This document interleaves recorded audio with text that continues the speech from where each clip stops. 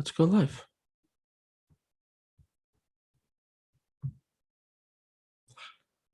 All right.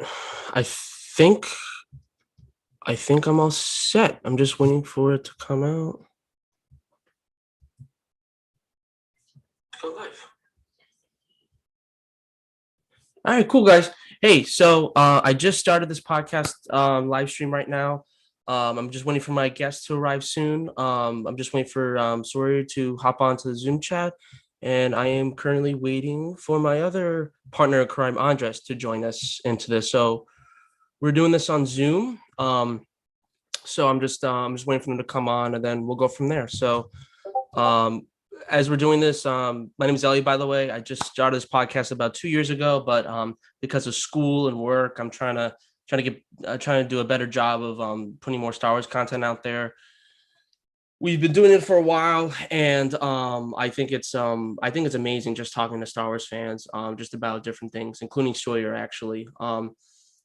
She's really cool. I really liked how she's kind of badass about how she can just talk about, like, she's not afraid to talk about why she loves the sequel trilogies like Rise of Skywalker or Last Jedi.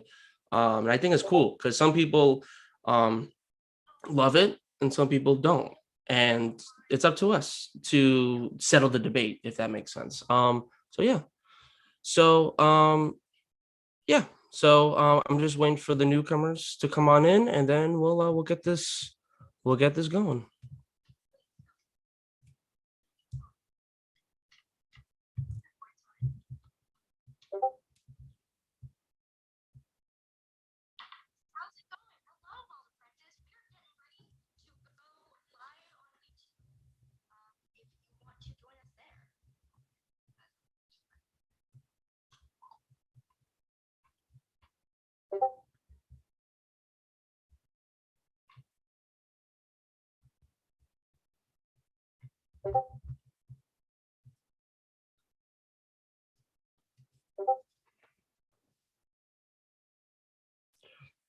See, so well, let's.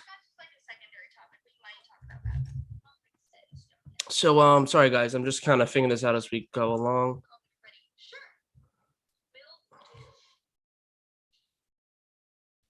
Oh, how you doing, guys? Sorry, I just saw the Zoom chat. I just realized there's kind of a delay between Zoom and the YouTube, so I'll do the best of I can to look at the Oh, there she is.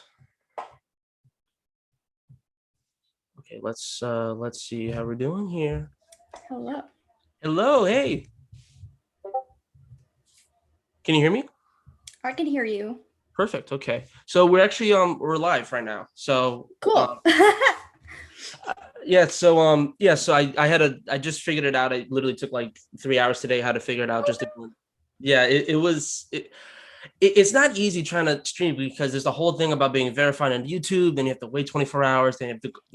I forgot about that. I should have told y'all. I totally forgot, but it's okay. I'm kind of glad I knew because you figure out as we go along, so it's okay. But we're here. That's the most important thing. We're here, and I gave like everyone a kind of like a brief introduction of who I am. So yeah, so we have everybody. My buddy Andres, my partner in crime, he's running a little late, but yeah. So I just figured, we can start a little bit and kind of introduce ourselves. I mean, might as well wait for him. Just like I can keep my live stream running like on TikTok. So yeah, sure. I'll let me look at the chat to see if anybody, because this is actually the first time I know I said it a couple of times. Yeah, I just realized, I keep saying I saw this before, but I didn't realize there's a delay because I'm seeing my YouTube one. Yeah, there's a slight delay. Okay, it's not a big deal. Okay, well, how you doing, Cal? How you doing? How do you pronounce Alf? Oh shit! I didn't mean to do that. Oh, thank you. I really appreciate that with the stream. How do you say Alf Brunette? I don't want to mess that up, but I think I already did. Thank you so much. Hello there to you too. What's going on, Element 7? Oh, that's cool. Yeah, shout out to Sawyer as well. Thank you, Element 7. I like your Kylo Ren Lego earrings. Thank you. No problem. Wait, is Kylo Ren and is it Anakin? With Ben. Oh, when before he. No, after. It's in his good boy sweater. Oh, okay. That was his good. I get it. So it's kind of like a little before and after. Yeah. Gotcha. So I finished 1 through 9. I did it. Okay. I watched it through all the way. I feel like there's different ways of watching Star Wars. I feel it's because because it depends on how you're watching it. If you're watching it like just a movie, it's gonna be different than if you're watching it for like just Star Wars and canon and all this stuff. It's gonna be different. Excuse me, of how you watch it and what you look for specifically. I'll reveal it later, but yeah. So that's I got a lot to say, but yeah, but as we continue, I just have a few questions that like I put like an outline, but it's not like question and answer. It's kind of like I'll start off by explain the topic of this podcast, and then as we go along, as we're talking, then I'll bring up like, oh, what do you think about this, and then we go on from there. Sure, no problem. I wanted to ask, did you want to do you want to do maybe at the end we do like a ranking? Because I know you did it on your TikTok. Do you want to do like a ranking or do you not want to do that? I mean, if that's what you want me to do, I don't know that is. Yeah, no. Well, we'll see. We'll see where the conversation goes, honestly. Gotcha. But do you know how long we're gonna be waiting? Let me check the boy Andres. Let him know that he said he was getting back from the gym, but if you want, maybe we can talk about Bad Batch if you want, maybe. Maybe not, because like a lot of people haven't seen the episode yet. Yeah. So never mind. I was gonna like say yes, but like maybe towards the end, because I know that a couple people in my live stream have said they haven't watched it yet. Hey guys, in the TikTok live, we're getting ready to go live on the Basic Nerd Experience podcast. We are the link is in my bio if you want to come hang out for a little bit. 2 penguins in a trench coat. Hello, what's up? Not much. How are you? But yes, come hang out with us. It'll be fun. It'd be tons of fun. Wow, I just saw the I just saw the chat. That's awesome. Gonna tonight with the stream, guys. Thank you for everyone saying good luck. I appreciate it. Thanks for the follow, 2 penguins in a trench coat. Oh, awesome. Thank you so much.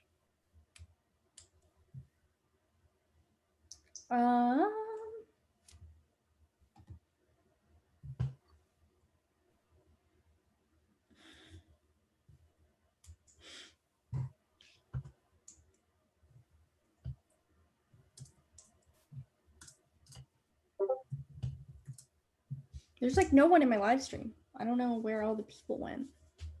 Did they go here, I wonder? Some of them, yeah. That's cool. You got 9 watching. You got 10 watching. Hey. Hey. Nice. That's awesome. Yeah. I hope we're not waiting here too long though, so we can get I do. I'm gonna give him a quick call. I'll put myself. Yeah, and then you can talk to the chat if you can. If not, it's not a big deal. Thoughts on Bad Batch? I love it. I just posted a video about my 3rd episode, or about the 3rd episode if you wanted to check out more specific thoughts on Bad Batch. But hello live chat, all my lovely friends, I love you.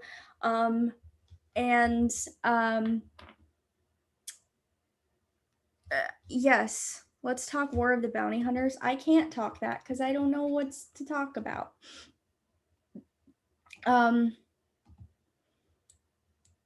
But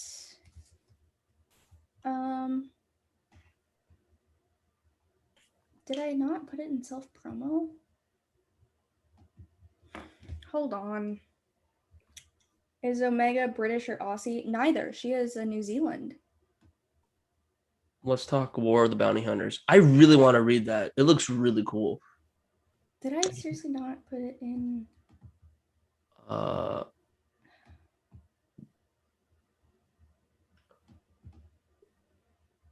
Hey, Element 7, quick question.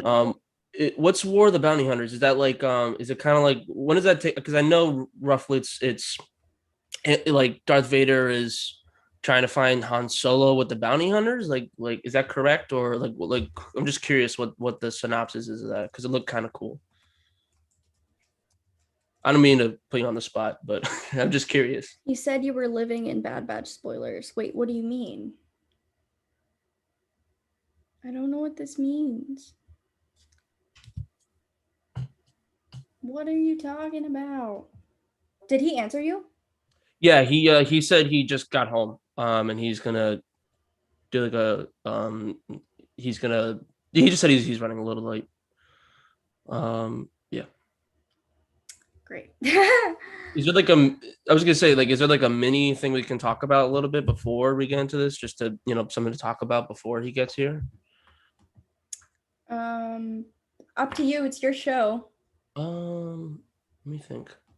Did you see that? I don't know if this happened in Disney, but they just added Rey's lightsaber. I know. Oh my god, I know. I was there like literally 2 weeks ago, and I've been asking them about like when they're gonna get it for so long, and they're always like, we don't know. And of course, they come out with it right after I'm there. So Right.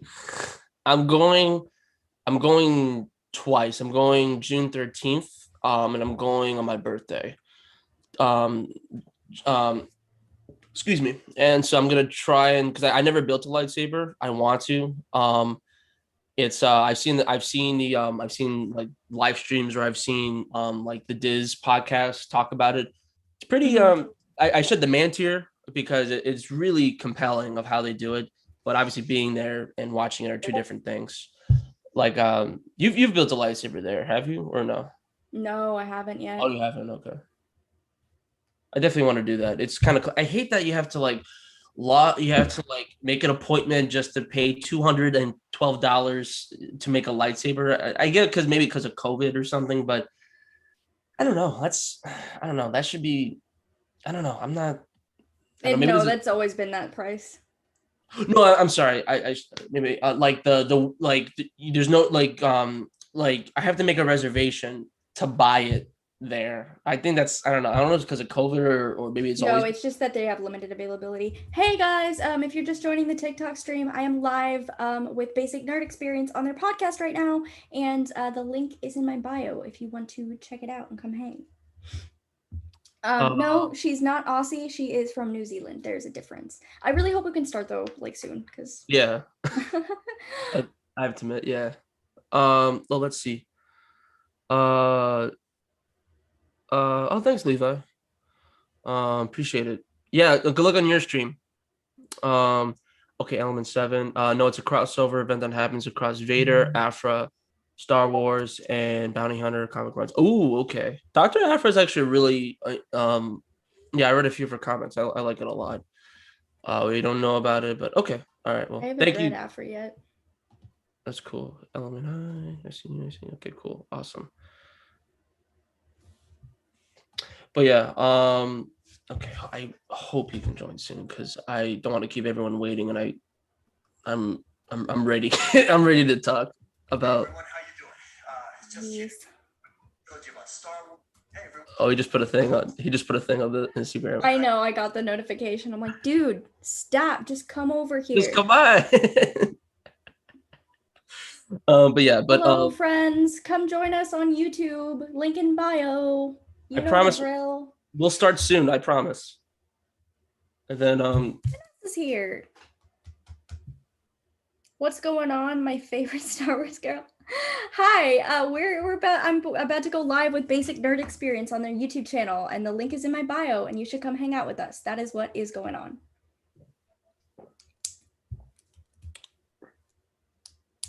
well, maybe I can do I can explain a little bit of why I'm doing this episode. So basically the reason why I'm having this episode is because I personally, me and Andres kind of share the same views of Star Wars, like the same views of.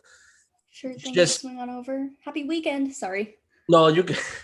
So the whole point of it is to kind of, I had a renaissance where let me just watch these movies from 1 to 9. I've never done that. I've always watched like Force Awakens one day, then like in a few weeks I watched like Phantom Menace. I never had like a concise, consistent stream of watching the movies, but I was always like, oh, I'm not a fan of the sequel trilogy. I was one of those guys. And we used to make fun of it all the time on the podcast. And yeah, so and I personally, it's not fair for me to do that. Or sorry, it's not fair to the sequel trilogy lovers because I never really heard that side. And that's not really fair because if you just hear one side, you don't hear the other. It's kind of unbiased. So what I did is I heard Star Wars Theory's podcast he did or the live stream he did about the sequel trilogies, and he brought on a bunch of guests about people who love the sequel trilogy. Sawyer was one of them, and I was really impressed in the way she just conducted herself about her arguments about what she had, and I'm like, okay, I get it. Then I heard Darth Chaco, I heard her Rise of Skywalker with Diet Bo on and I also listened to her on Star Wars podcast, and I was like, okay, you know what? I want to talk to her. I really want to get into it, and so that's why we're here. So that's the whole point, is just to talk about the sequel trilogy because I watched the new ones. I can get into them more, but originally I was kind of Force Awakens was mad, but then Last Jedi and Rise of Skywalker, I hated them when they first came out. But now I have different opinions, and but we'll just have to wait. But that's why we're doing this. Just to talk to more people, because I personally I don't think there's a wrong answer in Star Wars. It's a sci-fi franchise. People who can control like the Force is not realistic at all. So yeah. So anyway, so that's why we're doing this. To wrap it up, I know I did a little TikTok, but that's pretty much it. Okay, Andres, get your Chilean booty over here.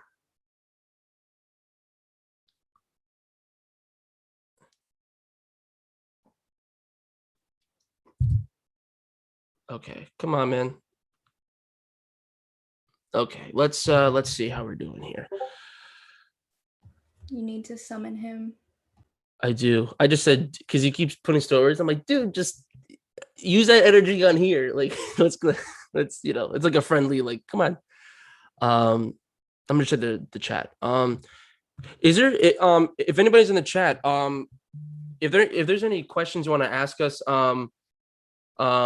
just let us know, and I'd be more than happy to answer for anybody. Okay, Andre said he's logging in, so his computer's taking its sweet time joining. So yeah, yeah, so that's really pretty much it. So I just want to say thank you guys for joining. I know that there's a lot of podcasts out there to watch, but I want to say thank you for joining us as well. Yeah, so that's pretty much it. Oh, I think he's in. Let's see this boy. Hang on. Okay, I added him. Maybe his computer's taking a sweet test. Okay, I see 3 people. He's joined. Okay, so his thing is delayed. Okay. I'm just gonna text a few people that.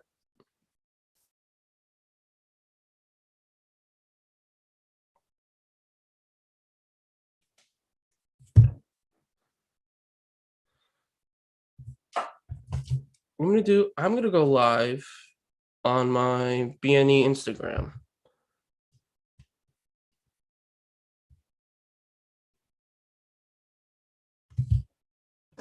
Let me wait till it loads.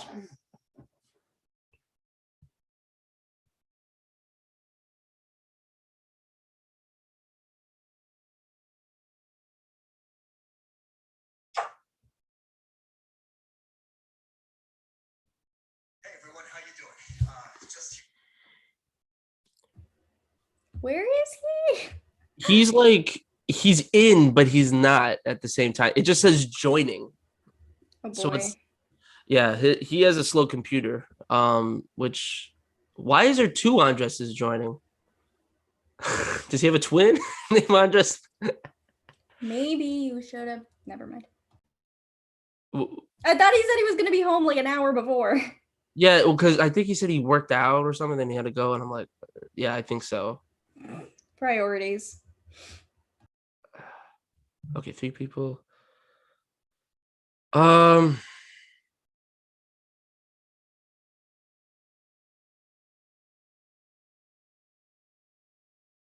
think I'm gonna start, honestly. Because Well, I mean, if he's that close, we can just give it another second, but okay. like, I'll wait a little bit more. yeah. All right. Sorry, y'all. Thanks for hanging around. Thanks for coming to support these guys. I really appreciate it. Yeah. Thank you. I really appreciate it, guys. I know it's 20 minutes have gone by and it's just us like looking at our screens and figuring out with Did you go live on Instagram? No, you know what? Let me do that. It was uploading. It was updating. Let me go on. Gotcha. Let me go online. You know what? I'm gonna do that too. I have never gone live on Instagram, but I'm gonna see what happens. Me too. All right. I'm gonna try Instagram now. Come watch the stream. How do you even do live? I feel like a boomer. I don't know how to do live. I honestly don't know either. Oh, I found out. Okay, it's really easy. You just you go on Instagram and then you go to the bottom like story, post, reels, and then you go to live and then you just press live. Checking connection. I'm live now. Let me turn my screen so people can see me. Hey guys, how you doing out there? We're about to do a live stream with Sawyeurism, and we're about to do it with my boy Andres. So I'm gonna do it on here. If you guys want, check it out on the actual Instagram. Links in the bio. I rather you guys watch it on there because that way you can see our beautiful faces. But if you want to join here, that's okay with you. Andres is waving. Hello, how you doing, Ken? How you doing, guys? Yeah.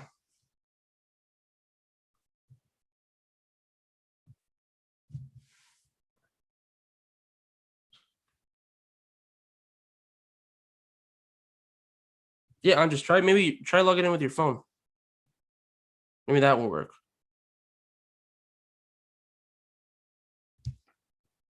Okay, you know what? I'm gonna set my beautiful this amazing thing here, which I'll do here. Okay, view request. Okay, go live with Andres. Okay.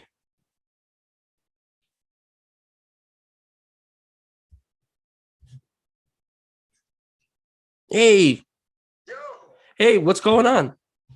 hey, apparently I got this, that the meeting host will let you in soon. I accepted you. You did? Yeah. Hold on.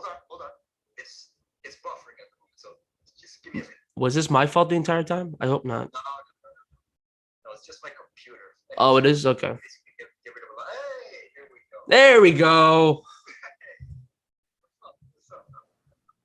There we go. All right, cool. So I'm gonna keep this live stream going on for everyone in case they're watching it. Yeah, so this is interesting. Sawyer, can you hear me? Yes, I can. I was still on my Instagram live, so yeah, but okay, whatever. It's fine. Bye guys. You should come hang out with us. Okay, bye. That's awesome. Yeah, so let's get this started. So Andres, well, everyone, this is thanks for joining us. This is our ensemble is complete now. We got the boy Andres Tilly, Mr. 305 here.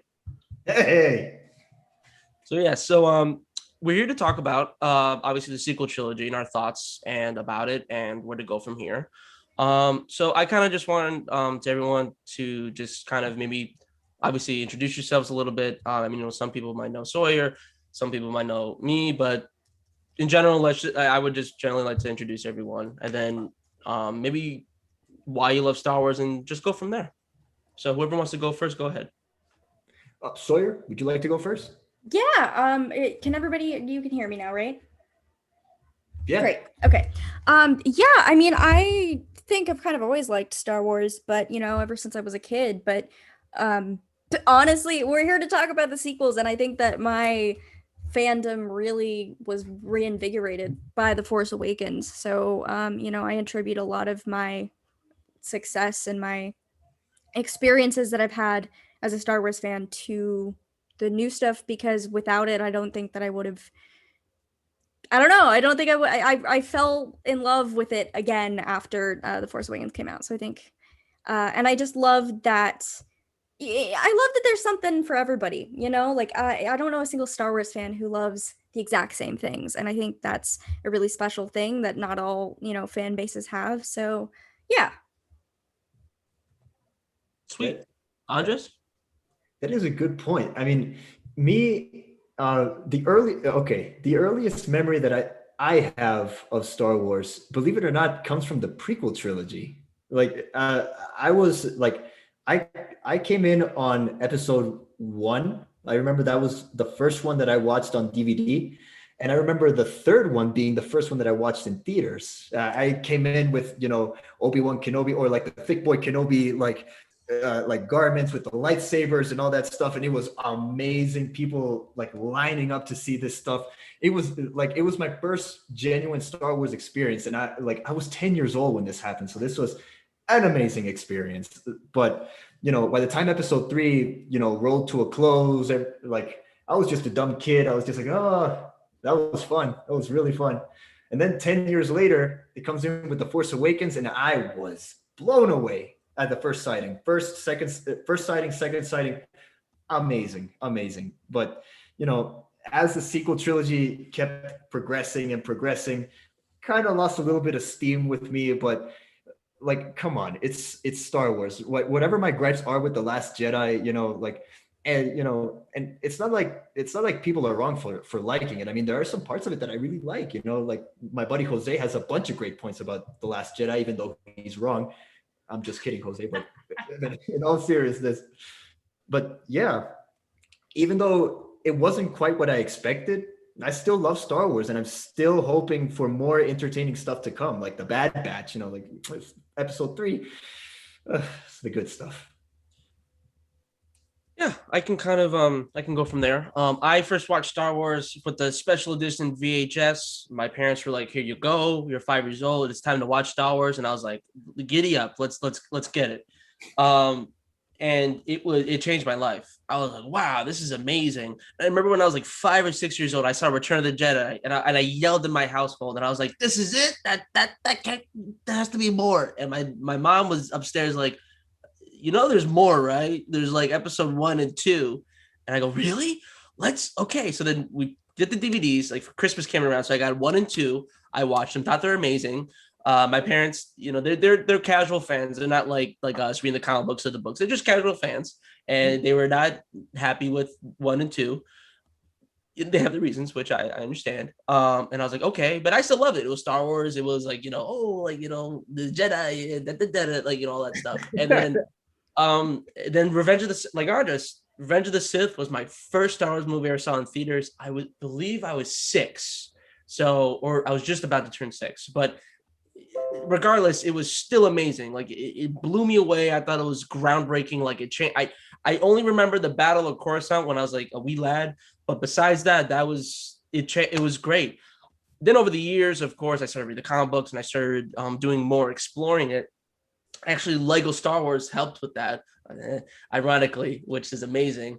Then Force Unleashed came in. That was my second video game, and that was the one where I really enjoyed, because to me, when I first watched it, it really explained the gray area. And I was also 7 or 8, so I was trying to get a feel for like watching more stuff. Because when I was a kid, I was watching Drake and Josh and the Amanda Show and like all this stuff, and I wasn't watching like any like actual like real movies. So then by the time I started watching I wasn't watching Godfather, but like watching like more movies, I started getting more of a better perspective, if that makes sense. So with that happened, I played the game, changed my life. That really was one of my favorite games to this day, and not just based on nostalgia, but just everything about it is great. The Wii version, by the way, I'm a Wii lover.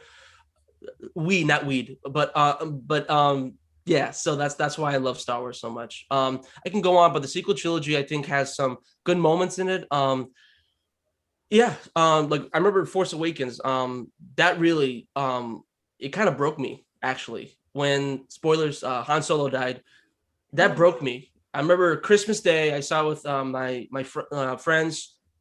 I was amazed. I was like, let's get it. I got the nostalgic goggles, big time. And when Han Solo died, I remember going on the Disney bus transport and just my spirit was shattered. Going to All Star Sports, I was like, I couldn't Oh my believe. gosh.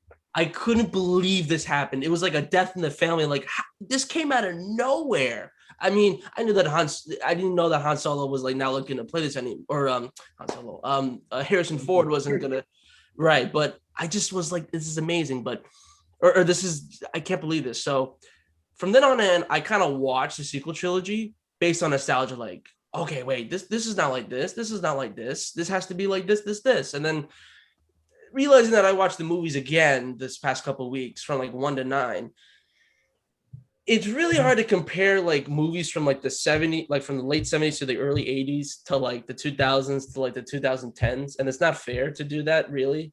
And, I think it's just based on like, I rank the Star Wars movies. Maybe I'll do it at the end, but I rather rank it as how they executed their ideas.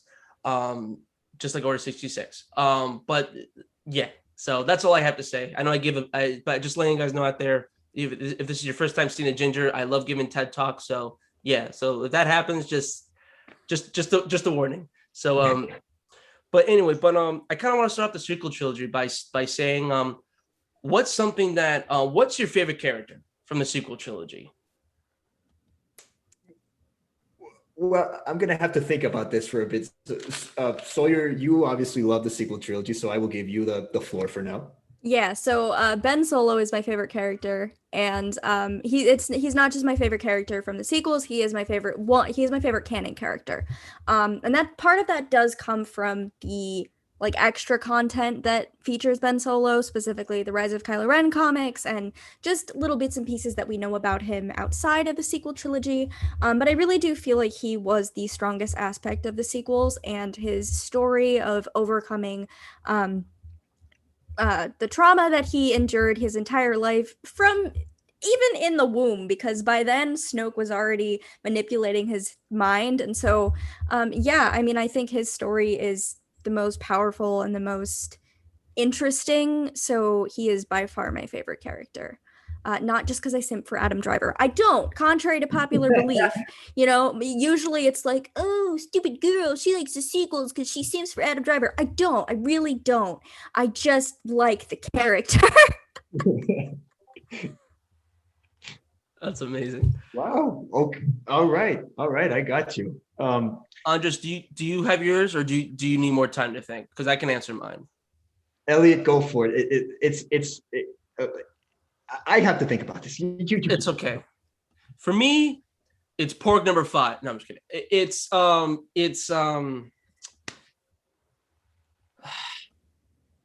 It's a tie between Rey and Kylo. Really? Before, I was one of those people. I was one of those people that said Rey had no character development, nothing, whatever. But I was too much shattered by the dark side of nostalgia, and I wasn't watching it for what it was. So I watched it again, and I realized there is something there. There's something I think different about Rey, which I like. I do have some flaws with Rey. I don't like how all of a sudden Force Awakens, like I do want to compare this because there's Anakin, there's Luke, and there's Rey. So all these are nobodies from a desert planet who were later found by a Jedi to train them. I personally think Anakin Skywalker's, I guess his origins, his introduction, the way they executed it was, in my opinion, better in Phantom Menace. But let me go back to Rey. Rey, I liked in the beginning. I liked she was a scavenger. She was on her own. She was just, she was hopeful for her family to come back, but she just has to, get, all these portions that this Simon Pegg dude, that guy, right? Yeah, like the 1/4 portions. That dude, yeah. And then obviously BB-8 comes and this is like the beacon that like gets her away from the planet. I don't like how all of a sudden she can fly the Millennium Falcon, like not perfectly, but all of a sudden she can just fly ships. All of a sudden she can, takes a couple shots and then it can shoot stormtroopers. All of a sudden can beat Kylo in a lightsaber battle. That's my opinion. In Anakin, though, I'll compare with Anakin. Anakin in episode 1, I liked it because it gave us more depth of the character. Real like I liked how all of a sudden he was just a slave. He's like 9, I believe. He's 9 years old. Yeah. I don't know how they do time in Tatooine, but I'm assuming he's 9 years old. And when he's a slave, and he built C-3PO from scratch to help out his mom. He became a pod racer, even though he can't finish a race until obviously the scene where he wins. I liked it because it was him trying to figure it out as he goes along. The pod racing was important because not only was just amazing to look at, and it's one of the best parts of my opinion, the prequel trilogy. It was amazing to see how his character kind of developed in a way. He was still a kid, but he also, I kind of saw like him like just breaking the rules, like, oh, like Qui-Gon told me to stay in the cockpit, so I'm gonna stay in the cockpit, but go to the Trade Federation and try to blow it up. I mean, he wasn't intentionally doing that, but he was trying to figure out how to fly this, and he eventually did. And I even liked how he's trying to figure out the controls. So I like that. Then he ended up being like a great star pilot. Then also like he started to figure out. I know it's not really utilized well, but I think the reason he won the pod race was because he was force sensitive. So that's how he really got the race. I think so. But that's why I compared between the two. I'm not comparing. The reason I'm comparing is just the way. I'm not comparing the characters. I'm just comparing the way the ideas were executed. So that's But besides that, I think Rey is good. I really liked how it kind of made sense with. I don't know. I mean, I can go on further, but again, I'm having a TED talk. So I'm gonna say Rey and Kylo. Kylo is kind of similar reasons as Sawyer. I'm not simping over Adam Driver. I do think that he's I think Kylo is one of the best Star Wars characters because I think that I enjoy just his origins. But there's more to go on from there. But Andres, talk before I give another like 20-minute TED talk. Sure. Okay. It took me a while, and I got through a lot of soul searching doing this because this is by far the hardest thing I've ever had to do. But minus the guy, you guys remember in the Rise of Skywalker when Leia's like, "Come on, you got to give us some good news, please. Like, please be optimistic." And it's the starfighters. Yes, General. This is great. It's fantastic.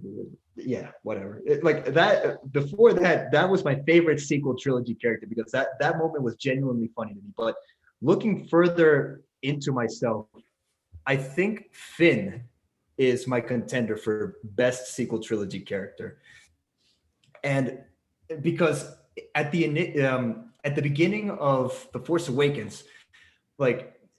Wow, like you have this Max von Sydow, this guy that says your sensitive rose from the dark side. I say, okay. So here we go. You kill this guy and you order the rest of the stormtroopers to massacre this entire village. But there's this one stormtrooper who doesn't. And he runs away, and then he looks at this dead stormtrooper, blood on his freaking fingers, and it starts rubbing it all over his face. And then I was just like, oh my God, this guy has PTSD. He can't do this anymore.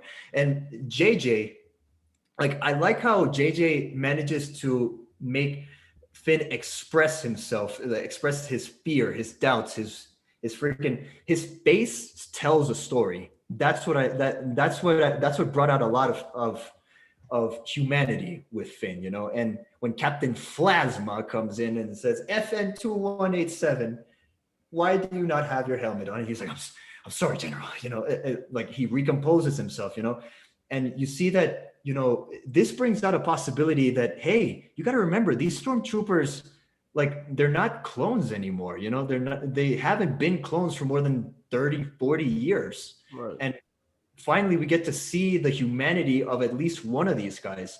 Who's to say that there aren't other stormtroopers like him? I love the possibility of more stories that are branching out beyond like the Skywalkers, And I think Finn was a great introduction to that. But, and then, the best hair in the game, Poe comes in, was also a contender for best sequel trilogy character. Poe comes in, they have this intense bromance between one another. It's incredible. They play off each other really well. Did you see that? Did you see that? They start working together. You get to feel that. You get to feel that friendship. until they crash land on Jakku, you know, and freaking we assume that he gets sunk into the sunken place, you know, not get out, but in a quicksand type of thing, you know. And It was like a Star Wars Part 2. Oh yeah, Get Out Part 2, Star Wars edition. But here's the main reason why I do like Finn, because like Luke and like arguably Anakin, like Ahsoka, like I'm sorry for Bad Batch characters out here, but like Omega, yeah, you get to see that Finn gets his ass handed to him more times than not. Like when they're in this green Earth-like planet, they get discovered by the First Order, right? Oh, and then, Takodana. Takodana, yes. Yeah. Okay. Taco Supreme. So they get to this planet, and you know, there's a stormtrooper just out of nowhere says "traitor," and he looks at him, you know, takes the lightsaber, you know, I don't have a weapon. This is your weapon. Okay, here we go. So he doesn't even have any training, and he's keeping up with the stormtrooper. Okay, it looks like it looks, you know, unorganized, but what do you expect? He's not trained, of course. Then he freaking Tim Tebow's the guy, like freaking blocks him back. And that's when you realize, hey, Finn isn't trained. Of course he's going to get his ass whooped. And there's another instance where they're on the Starkiller base. Kylo says the same thing, traitor, you know, that's my simping for Kylo Ren moment right there. And he, and it's his moment. You get to feel, because the movie's been building up to something like this. It was a final confrontation against the Dark Lord of the Sith and an inexperienced stormtrooper. So here we go. He manages to freaking, you know, I don't know if he sliced his face or something like that. No, that was right. But he does poke him at one point. You're talking what Kylo Ren did to Finn? No, what Finn did to Kylo Ren. I remember, like, Kylo was pissed off because Finn did something to him, and you know, he was starting to use the dark side of the Force. He started punching his side boob like this, and then you know, Finn manages to get a blow on him, but then Kylo Ren uses the dark side of the Force, punches the guy, and then slices his back up. You know, and you get to feel like I felt that. I really did, because wow, this guy has gone through so much stuff, running away from the First Order only to confront its dark lord face to face at the end of the movie. I like that character progression in there. And that's something that I will give The Force Awakens. That is a character arc that I genuinely love in The Force Awakens. That's the reason why I come back to it. Also, the Poe and Finn bromance, come on, man. It's freaking cute. Come on. Yeah. No, yeah. Sorry, I'm just catching up with the chat of wow, a lot of points. Wow. I didn't even, the entire time I didn't even see the chat. I'm glad to see your opinions. Yeah. I can continue on but anyway, let's get back to this. So I guess we can continue, like, because I guess we can maybe, I just have some, like, there's, to me, Force Awakens is my favorite out of the sequel trilogy. Because I 10 for the Rise of Skywalker. One more time. Because I remember in a previous episode you gave the Rise of Skywalker a 9 out of 10. I remember. No, 8. An 8 out of 10. Yeah. Johnny Boy was 9. No, okay, so I'll explain. So I first saw Rise of Skywalker. I saw it opening day, blew me away. I was sitting with the guys from the BNE. By the way, that's Basic Nerd Experience, not Breaking and Entering. Just want to clarify that. So with the Basic Nerd Experience boys, we're watching it, and I blew me away. I was like, "This is amazing!" I cried 4 times. Like I shed so many man tears. I was like, "This is incredible!" Da, da, da. And I was like, "This is one of the best Star Wars movies." Then I see it again with the Chile Mr. 305 down there with his family, and then I saw the cracks starting to unfold, in my opinion. I just, yeah. So do I give it 8 out of 10 now? No. I give it right now. I mean, I'll wait for that later. I don't want to spoil it just yet. But Force Awakens. Let's start off with there. I think it's a nice introduction. I personally had more fun with this than A New Hope, honestly. A New Hope, I think, is great for what it was. But again, it's really hard to compare between the two because one was made in 1977 and George Lucas's wife had to save the movie by editing it. Yeah. And then Disney, who ends up owning the company, just gives them all the money to all this. We all know what's going on. But no, I agree with you. I tend to rank The Force Awakens above A New Hope, as well as my Jedi Master. He also does that. But he's the only other person I know who does that. But Okay. I think people sometimes they look at that and they go, "But that's the first movie. How Right. could you?" But that doesn't mean it's the best. And yeah, Right. you're right. Like it's hard to rank a movie from 77 and a movie from 2015. But like by certain standards, you can. And like they're, yeah. I don't know. I have some issues with A New Hope that, of course I love it and I always will because it's the beginning of everything. But like, yeah, totally agree with you. They're just, it's not my favorite. I agree with you too as well. Yeah, I agree with you too as well. In fact, I enjoy Revenge of the Sith more than A New Hope. Like Elliot, before you go, whoa, let me explain. Because like you and Sawyer, I do agree it's not fair to compare the two eras of movie making, of course, at the time. And A New Hope will always have a special place in my heart for being the fourth Star Wars movie that I've ever watched. Get it? Because episode 4. But what I think topples it above for me for entertainment purposes is the fact that the special effects, they're cleaner, they're crisper, better, dialogue wise they're kind of the same, because let's not lie, episode 4 has a ton of there are some moments where the dialogue is just not good at all, like the power converter thing with Uncle Owen and Luke Skywalker. It's like, but I was going to go to Tashi Station to pick up some power converters. That's it's kind of like that. But for every moment like that in episode 3, there's a you're so beautiful on Anakin's side. It's cheesy dialogue, and Star Wars is known for cheesy dialogue. But entertainment wise, 3 above 4 slightly. That's my hot take for the day, if you ask me. I mean, you bring up the dialogue. I feel like we should stop because Elliot died, but he's coming back. Elliot died? Oh, I didn't even notice. I went to the bathroom. I'm sorry. Trying to kill us, and he ends up killing himself from the stream. I think you bring up a great point with the dialogue, and I think that this is something that people just, I guess, choose to ignore because they just want to hate something so badly. But there is not a single piece of dialogue in the sequel trilogy that is half as bad as the shit we get in the prequel trilogy. Like, I'm sorry, like there's the acting and the writing in terms of dialogue it's not fair.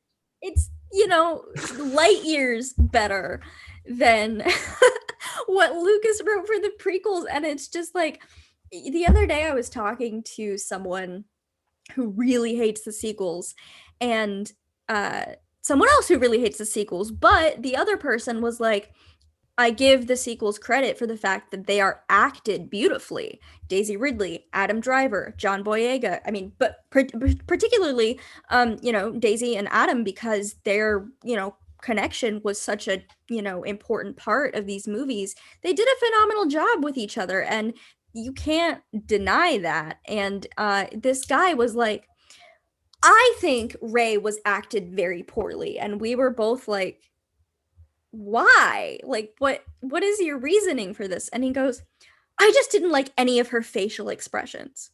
And I was like, you mean you don't like her face? Like, because I think she uses those expressions in every movie she's ever done, or every interview, or every second of her life. Like, it was so weird. And I was like, okay, just tell me you think she's not pretty, which is ridiculous, but like I mean, okay. Yeah, but I think I can see where those two are coming from, because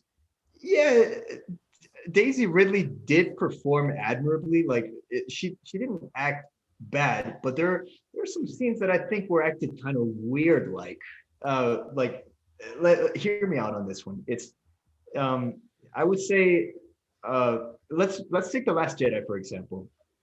When she's toying around with the lightsaber by herself and she's training with that rock, right?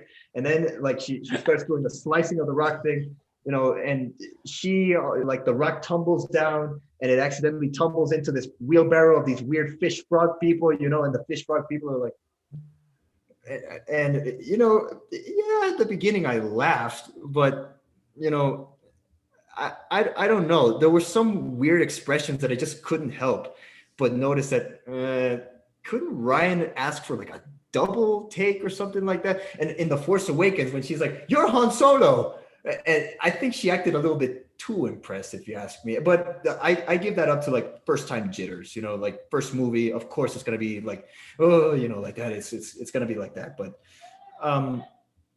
if there's one person I think acted amazingly throughout the three movies, it would be Finn. I know I keep propping this guy up as this, oh my god, best Star Wars character ever. But trust me, he's not. I will roast him later on. Just give it time. But it's just I can't get Finn's character moment in The Force Awakens and even in The Last Jedi when he wants to make a sacrifice for the Resisti, you know, going into the freaking Death Star like cannon, you know, and you know, you feel the emotion coming, the music rises up, that John Williams music. You see him close his eyes. I felt that moment in The Last Jedi. It's like, oh my God, this might be something good. And like, you got to keep in mind, at this point in the story, I was just like, please, can something save this movie? I was like, yeah. And then Rose Tico just comic, yeah, Elliot is right. No, I'm not leaving. I'm done. You know. And then Rose Tico just T-bones him out of the way, you know, and then it leads to like one of the worst pieces of dialogue I've ever heard. It's just, that's how we're going to win, not fighting what we hate, but saving what we love. I know it's an overdone complaint at this point, but to me, it still rings true. And Jose, if you're listening to this, man, there's no way you can justify this, because that was just, oh, it still makes me have aneurysms to this day. It's, no, bad nightmares. But yeah, that's my point on it. You get nightmares from that line? Is that what you just said? Yeah, I get PTSD. You get PTSD from Rose? Wow, I didn't from that line. Yeah. No, don't worry, Rose is not like, she's better in The Rise of Skywalker, but you know, like, and by the way, I don't think it's justified that she got bullied off the internet for that. Yeah, no. To the imagination. It's just a movie. It's a fictional. Yes, it's a fictional character. Exactly. That's not her fault. She was told to read a script. She acted. She did her job. She should not be bullied for that. It's the same. I forgot what's the name of the dude who played the U.S. agent? What's his name? Glenn Walker. Glenn. John. What am I saying? Glenn Close. Is that what you said? That John Walker, the person who played, he got bullied, and I'm like, I thought he did a pretty good job. That's the point. Like, if you don't like the character, that's the point. Right. Like you are not supposed to like him. He was just doing his job. I will say this: we meme the hell out of in the podcast, we call him Hayden Christensen because my buddy Johnny Boy and I mix it up all the time. Like one time he called it Christian Haydenson, but it's Hayden Christensen. But we call it Christian Haydenson. That's us. Anyway, he sorry, I forgot the point. Right, sorry.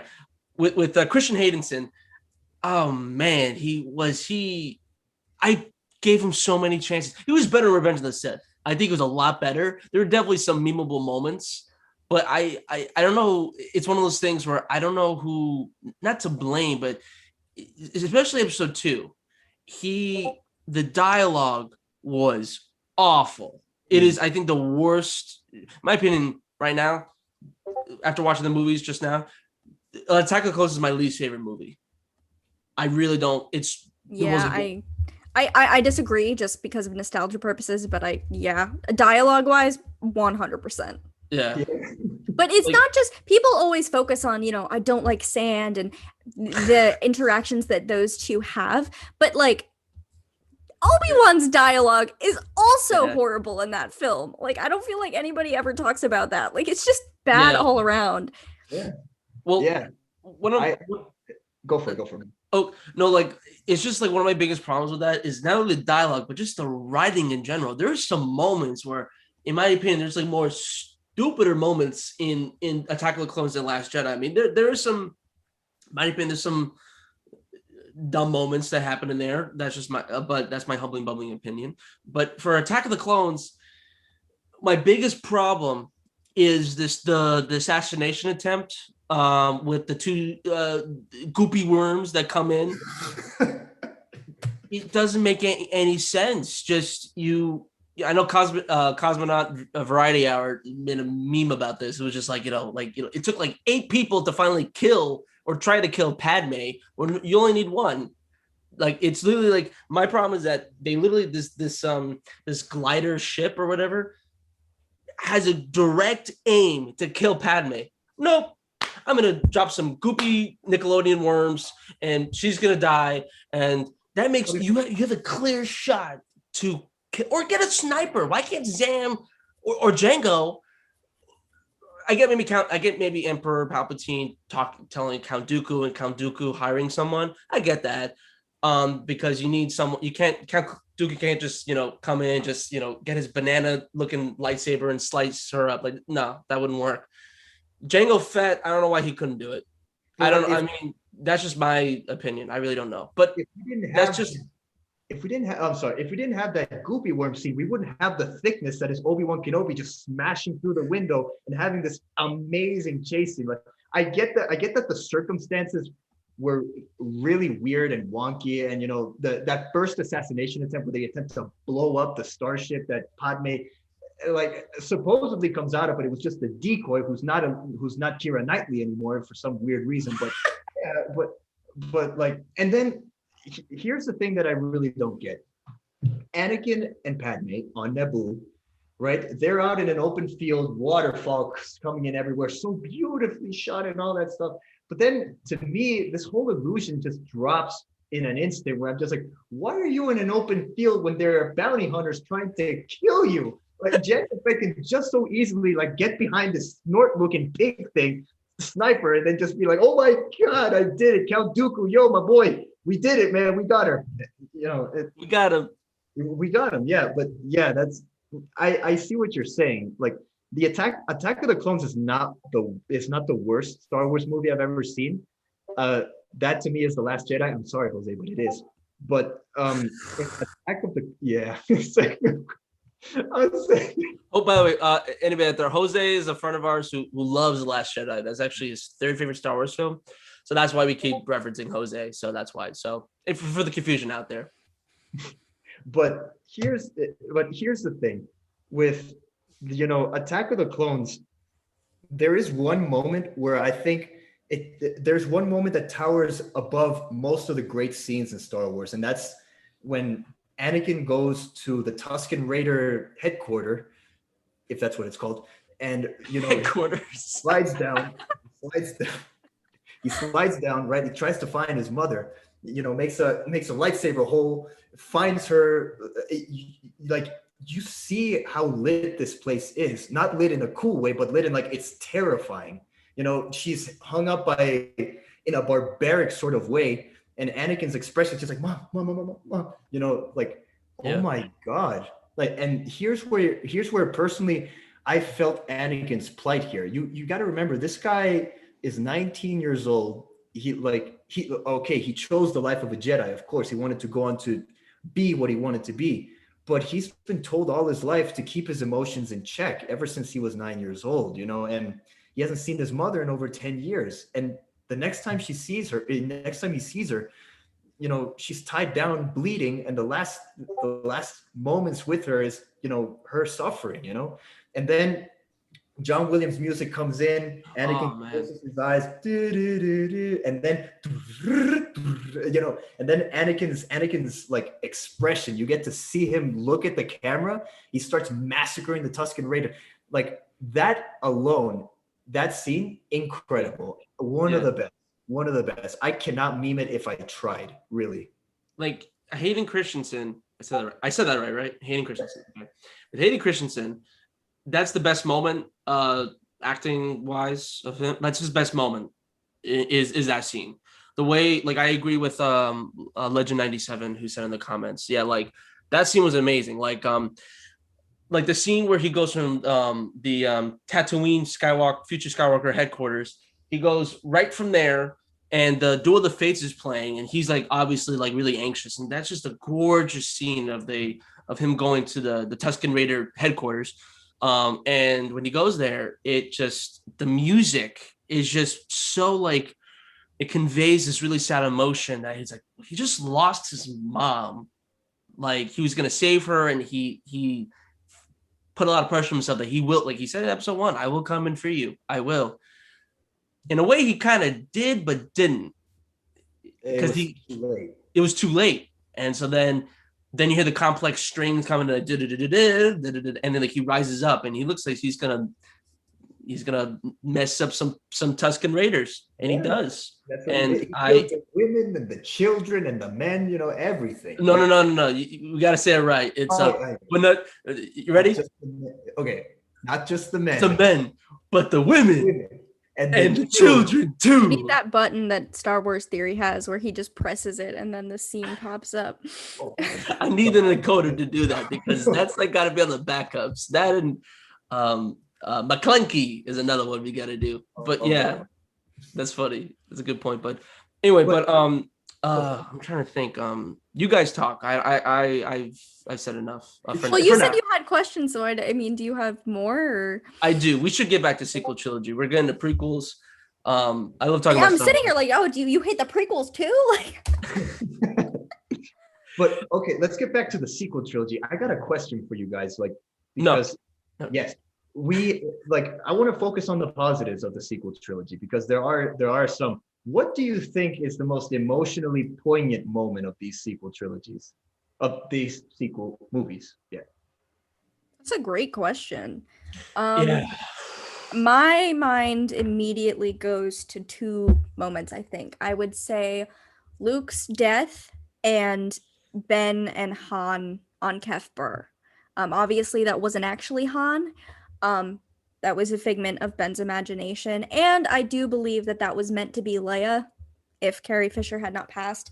But yeah, I think for me personally, those 2 were extremely emotionally poignant. I know separating everything that people say about Luke in The Last Jedi, I believe that Rian Johnson sent him off correctly if we had to get rid of, I think with the twin sons and it was beautiful. I did not leave the theater upset with that. Obviously it was sad, but I think that scene in particular is phenomenal. And then Rise of Skywalker, I can't watch that scene without tearing up, because like I said at the beginning, Ben means a lot to me, and I think he's just one of the most emotionally complex characters that we have in Star Wars. And to have that's him finally coming to terms with his actions and realizing that he can come home despite everything, and that even if his father were there, like for real, he would forgive him. And yeah, I mean, even people who hate that movie have told me that scene emotionally impacted them. So for me, I think that probably exceeds Luke's death, because it's just for people who follow Ben's story and love it as much as I do. I mean, it's just, and for anyone who understands what it's like to overcome trauma, it just like that sigh of relief, that feeling like, okay, yes, I can come out of this hell that I've been living in for years. It's a really powerful moment. So that would have to be, I think, my top pick. Gotcha. And I want to bring more along the line of Ben's story, because although it's not one of my favorite Star Wars stories, it is one of the more interesting ones, because although in my opinion, I don't think there's enough shown in Rian Johnson's movie that makes me feel compelled to be on Luke or Ben's side. I like in The Rise of Skywalker, that scene that you're talking about where he's talking to Han Solo, I think there's an unspoken truth about forgiveness, and I think that is one of the more how do you say, human moments in Star Wars that even rival, I'll say this, it even rivals the original trilogy. I'll say that much. Like, I'll give it props because, Ben is just tortured by what he's done, even though he tries to hide it deep down inside. Like, there's so many parallels that you can compare that to, real life, where the best way to go about life is to forgive yourself for the actions that you've done of your past. And Ben really does redeem himself by, getting a blaster, running like freaking Han Solo in the Battlefront 2 video game, which is cool. And, um, and I love it. And although JJ did try to retcon a lot of what Rian Johnson did, in my opinion, I think it would have been better if they just followed up with what Rian Johnson did, regardless of the quality. But one thing that I do appreciate is that they kept up with that, force. I used to call it force Skype call, which is like, oh my God, they can feel each other from different universes. Cool, and Force FaceTime, yeah. Force FaceTime, and then he pulls out a lightsaber from here, and then he does the Han Solo this thing, and which was improvised, by the way. Which was improvised. Like, props to Adam Driver, number one simp forever. But I do admire the fact that the guy is not invincible. He does get his ass handed to him by the Knights of Ren, and wait, really? Does he? No, he kills him quickly. Are you talking about Palpatine? Like when he that part? Oh, yeah. When he's like the fall of the last Skywalker, and then he just blasts him into a hole. I like the fact that even though Ben has was redeeming himself, this is the Emperor we're talking about. He's not going to go down easy, and right. Yeah. And yeah, it is a really good point that you brought up. It really, really brought something in the back of my mind that I did like about this trilogy, which is cool. Yeah, good points made on both on Sawyer and Andres. To answer your question, Andres, two come in mind. Actually three. Okay, three. Okay, there's multiple, but I'll just the Han Solo scene, which I mentioned before, in Force Awakens. I've already said my piece. I don't want to say it again. That really broke me. Next one is Kylo with Rey. I think the scene where they reach out the lightsabers and he's like, "You're still holding on. Let go." That was loud. Sorry, neighbors. But I liked it because I like Kylo Ren the most in Last Jedi because I can really see his he's conflicted with the dark side and the light side. And I like the scene. Like, I remember watching it in the theater. I was blown away when he killed Snoke. I was like, what? I was thinking maybe Rise of Skywalker at the end, like, oh, that's like, whoa, okay. And then like him and Rey are fighting. I was like, whoa, what's going on here? And then that whole scene fight was amazing. And There's some issues I have with how many people, what Praetorian guards? What are their names? Praetorian guards. Okay. Anyway, different conversation. But the scene where he's reaching out to the lightsaber, trying to get Rey to come to the dark side because they both are trying to convert one another to the other thing. And I'm like, oh, that's I give you that, Rian Johnson. I give you that. I thought that was really cool and poignant because and then later Hux, my twin, comes in. He tries to kill him and he goes, what happened? And then he's like, oh, and then like Kylo Ren like blames Rey, and we all know what happens. But then, spoilers, when Luke dies, at first I didn't catch it because I was getting for my Coke Zero, and then I actually dropped it, and so I'm like, no. And then like one scene I see Luke like okay, it wasn't him there. I'm like, okay, and then I drop my Coke Zero. I'm like, okay, and I go look up, his robes are there, and I'm like, oh, fuck you, Coke Zero. Like, excuse my language. Damn it. Excuse my language, but yeah. And then I watched it again, and I shed the man tear again. I thought, wow, that was a good way. That was a good way to end his legacy. The last scene was when Rey had her own lightsaber, which I wished was utilized more in Rise of Skywalker, because to me it's a yellow saber. It's the first time we've seen one in a movie, and I would have loved to see. I think is it double bladed? Is her saber double bladed, or just a? It's just single blade.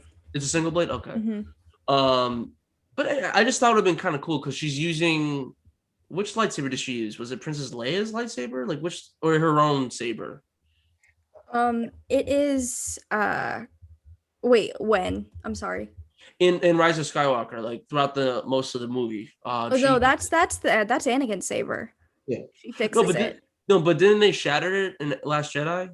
Or Yeah, do they? she fixes it. Oh, she fixed it. Oh, okay. Yeah, when you go to Disney now, you can buy the one before you can buy the one before it breaks in the Last Jedi, and you can buy the like repaired version, and it like has the repairs on it. It looks kind of tattered and beat up. So, gotcha. Yeah. Good job, Disney. Real good. Good job. Yeah. Yeah. But those are my scenes. Oh, and obviously the scene where when Princess Leia died was obviously like, oh, yeah. There's a lot of scenes, honestly, more than I thought there were. But yeah, that's my opinions right now. For those. Very, very poignant, very nice. I do dig your responses, and it like there are some points that I never really thought about before, like from both of you guys. And honestly, it makes me appreciate these movies a lot more. Even though they're not my cup of tea from my Irish band, but it's really like it's really cool. It's really cool that I get to hear these points that I've never thought of before. And Elliot, if you have any more questions about this, I mean, I need to recharge my question thing in my brain. But here, go for it. I got some more ones. I got another question for you guys. What's a character do you feel that you wanted more of, that you felt that they didn't? You wish they explored their character arc more in the sequel trilogy? I feel like we probably all have the same answer for this. Captain Phasma? No, I was thinking Finn, but Phasma's good too. At least Andres and I think we have the same answer. I think this is a pretty popular consensus among a lot of people, even diehard sequel fans. Finn was poorly treated. I don't think I've ever talked about this, but I am not personally a fan of Rose Tico. I don't think that her character really added anything to The Last Jedi. Of course, I do not. I love Kelly Marie Chan. Like, I love her. She's great, and she acted Rose phenomenally. I just don't think the character was necessary for the purpose. I think Poe. I think they could have written something else for what went on with Poe, and I think they could have Poe and Finn could have done that together and explored that relationship a little bit better. But yeah, I mean, I think that Finn had a lot more potential, and then for JJ to come back and say, oh, he was force sensitive, really? Like, you didn't expand upon that. The only time that we hear anything about Finn training to be a Jedi is in the freaking Lego holiday special that just came out. So yeah, I think for sure I would say it's Finn, because he had so much potential that was unfortunately wasted. That being said, though, if they had gone with him making the sacrifice in The Last Jedi, I think that would have had a solid impact, like, because he did serve a really important role in The Last Jedi, whether or not you want to. I mean, he did, was that the best arc in the film? I don't think so, but he's still.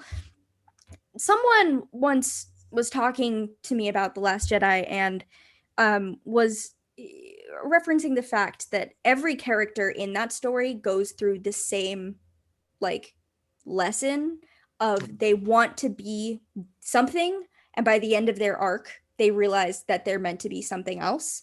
Which, if you think about it that way, like, totally right. Poe wants to be the boss, but he's, he needs to learn to be a leader. And Finn is just trying to figure himself out.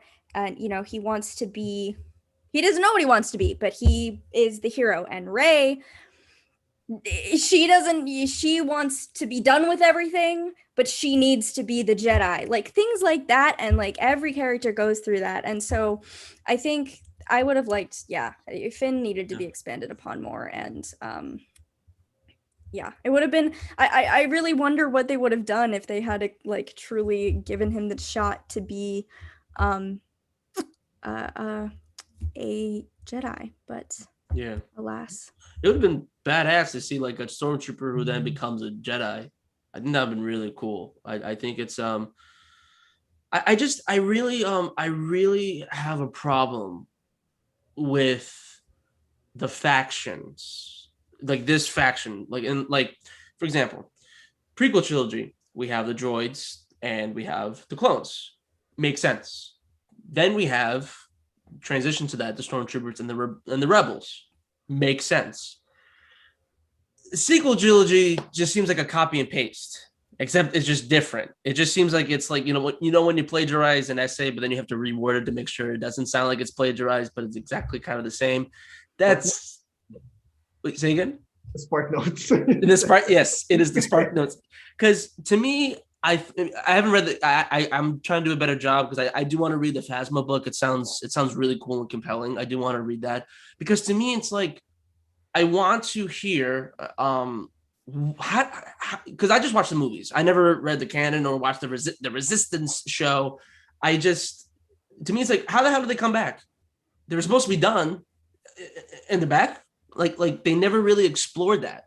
And to me, it would have been nice and different to have. I'm fine with the stormtroopers, but the Mandalorian did a better job of like utilizing the troopers and then the dark troopers, which are the droids. And I liked how they integrated both because it was different, and I like that. I also don't like how, like, the only character I really liked was Kylo Ren because he's on the bad side. General Hux, I'm like, yeah, I look like him. He was just there. He just kind of just is like the last day. I'm like, I thank you, Ginger dude. Like, we get it. And Captain Phasma was just like I wanted to like her, but like she did nothing really. I mean, not nothing, but she was just. It was just like, okay, great, and like to back that up. Even in Battlefront 2, like the it's a lot better now. The one that came out 2017. Only her dialogue is like most of Force Awakens, but one of it is like, submit your blaster for inspection. Why am I saying that to Darth Maul on like Tatooine when I'm about to, or not Darth Maul, one of the characters? Like, I don't know. I would have liked more of Phasma. I thought she'd been really interesting to hear like, why does she choose the Force Order? Because to me, it would have been really more interesting. Like, why not the rebellion? What did the rebellion do to mess up, to set up the First Order? That was my big, and how did Snoke come out? Or, I mean, I know Palpatine, but that was really kind of like a last minute thing that they added to it. Well, you have to remember when the first trilogy came out, we didn't have that background information on the Empire, right? Like, we know now because we have the prequels and we have the Clone Wars, and now we have the Bad Batch and we have Rebels and we have all these things but when that first trilogy came out, we didn't know, like, we didn't have the full extent of what happened for the Empire to rise, but we got supplemental material.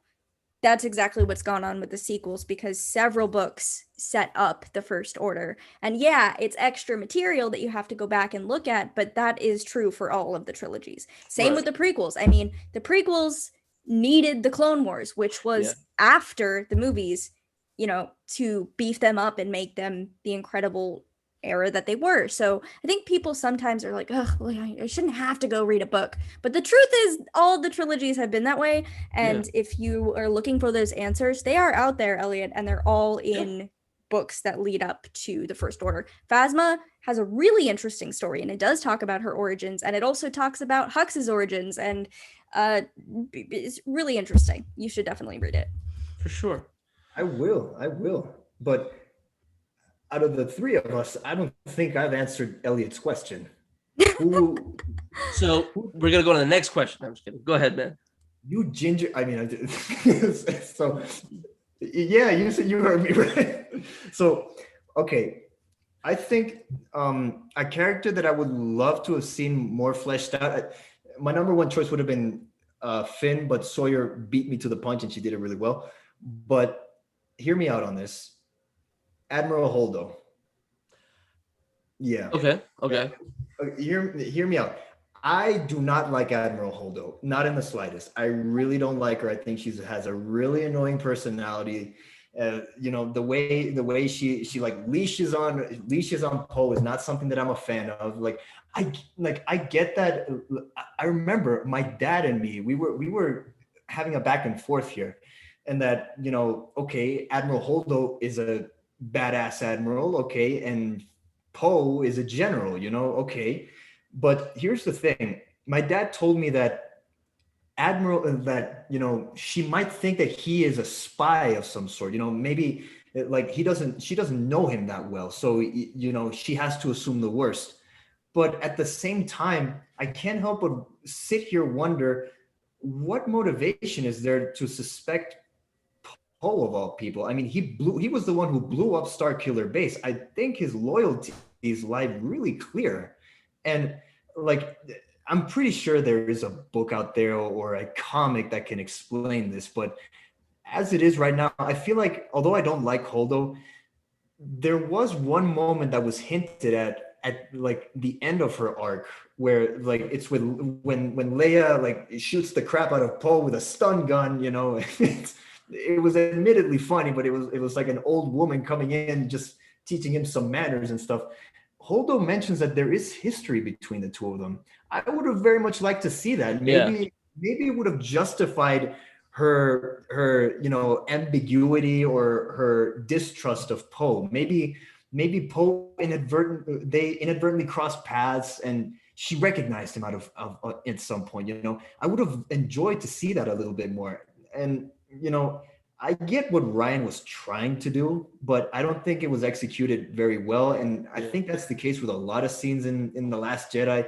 Me personally, it's not my cup of tea. I mean, this is the same guy who likes Attack of the Clones, so don't treat it too seriously, my man. But, you know, at the same time, I can't help but wonder, Holdo could have been a much better character if she was fleshed out a little bit more. If they just like backed out of those scenes a little bit in Canto Bite, you know, it would have been a much, I don't know. They could have interacted a lot more in the movie. They could have known each other. They could have, you know, had a conversation back and forth, more interaction, you know, more justifiable than he's the flyboy.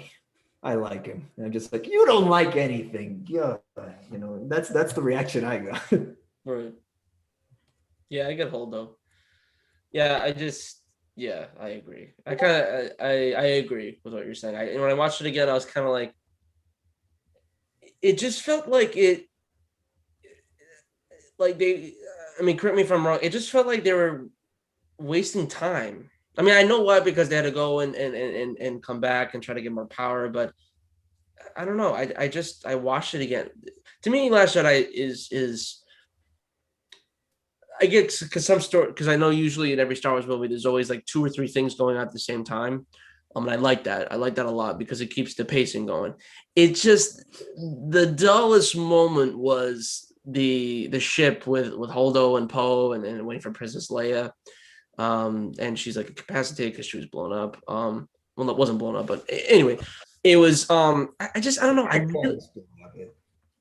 Say again. Akbar was blown out of the freaking cockpit. Oh my god, hold on. I need a drink. I'll be right back. No problem. Because Admiral Akbar, yes, I know. I know. We'll keep it going. But yeah, I wasn't a fan of I didn't like those scenes at all. It was just kind of like it just oh, you weren't kidding. You were getting a drink. Wow, she's getting a beer. Holy crap! Sorry, I wasn't. You weren't kidding. I thought you were like, oh, I need. No, water. I needed a drink. I need water, but this will do. This is in my room. Okay, I need to find some Sam Adams. I'll be right back. Because you're ginger. No, that's Guinness. If I can. Oh yeah, that's Guinness. My bad. I'm sorry. Like, I'm not that well versed in the Irish pubs, but it's okay. The Sam Adams is how I celebrate my American roots. It's good. It's good to know. To each his own. To each his own. Campaign. I don't have beer on me, but let's imagine for a minute.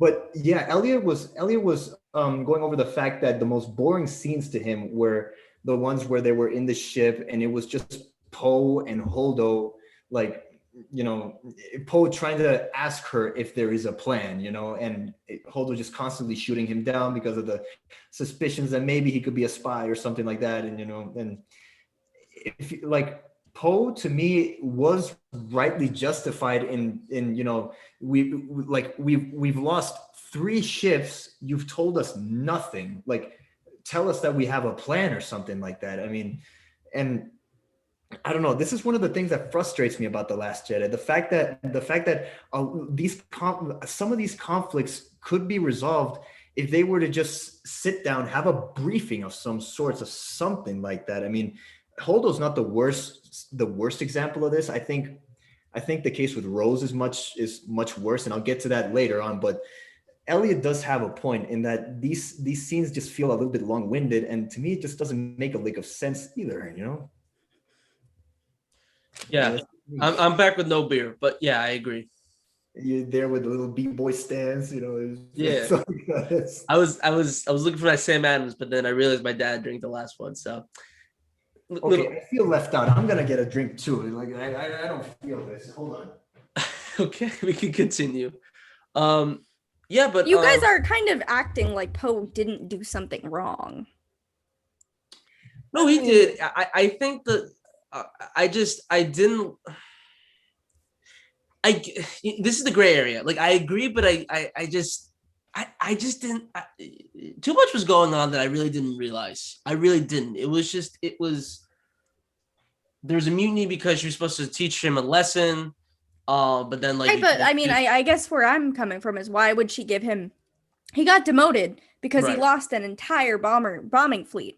Right. And they didn't even have any, they had like no resources at this point because their main base had been ambushed because of what happened in the first movie. And they have such limited resources. And then he goes out and does something stupid and loses an entire fleet of really important ships. So why would she give him information? He got a demotion. He royally screwed up. So I mean, the way I see it is like why she had no obligation to do that, you know, like so I get that some people are bothered by her, but I mean the truth of the matter is I think she was just doing her job, like that she couldn't what would you do, right? Like your best man just went and used his hubris and he lost you hundreds of people and possibly your own life because you have no way to escape from your enemy. Yeah, I probably wouldn't let him do anything to interfere or give him any ideas. So I don't know. That's my thoughts. But you make valid points. I actually completely forgot about that. Yeah, no, it's a valid point. You know what it is? I wonder if it's because of the way Holdo is presented. I think that's why people get frustrated with her. If it was just I personally don't like her because I just don't like her personality. I think that's why, and I think maybe that's why people associate with that. I'm just theorizing here, but yeah, you do make a good point. Like, what else would you do? I would kind of do the same thing. I don't have to tell you anything. You did this and this and this, and then there's this mutiny. Like, this is kind of ridiculous. I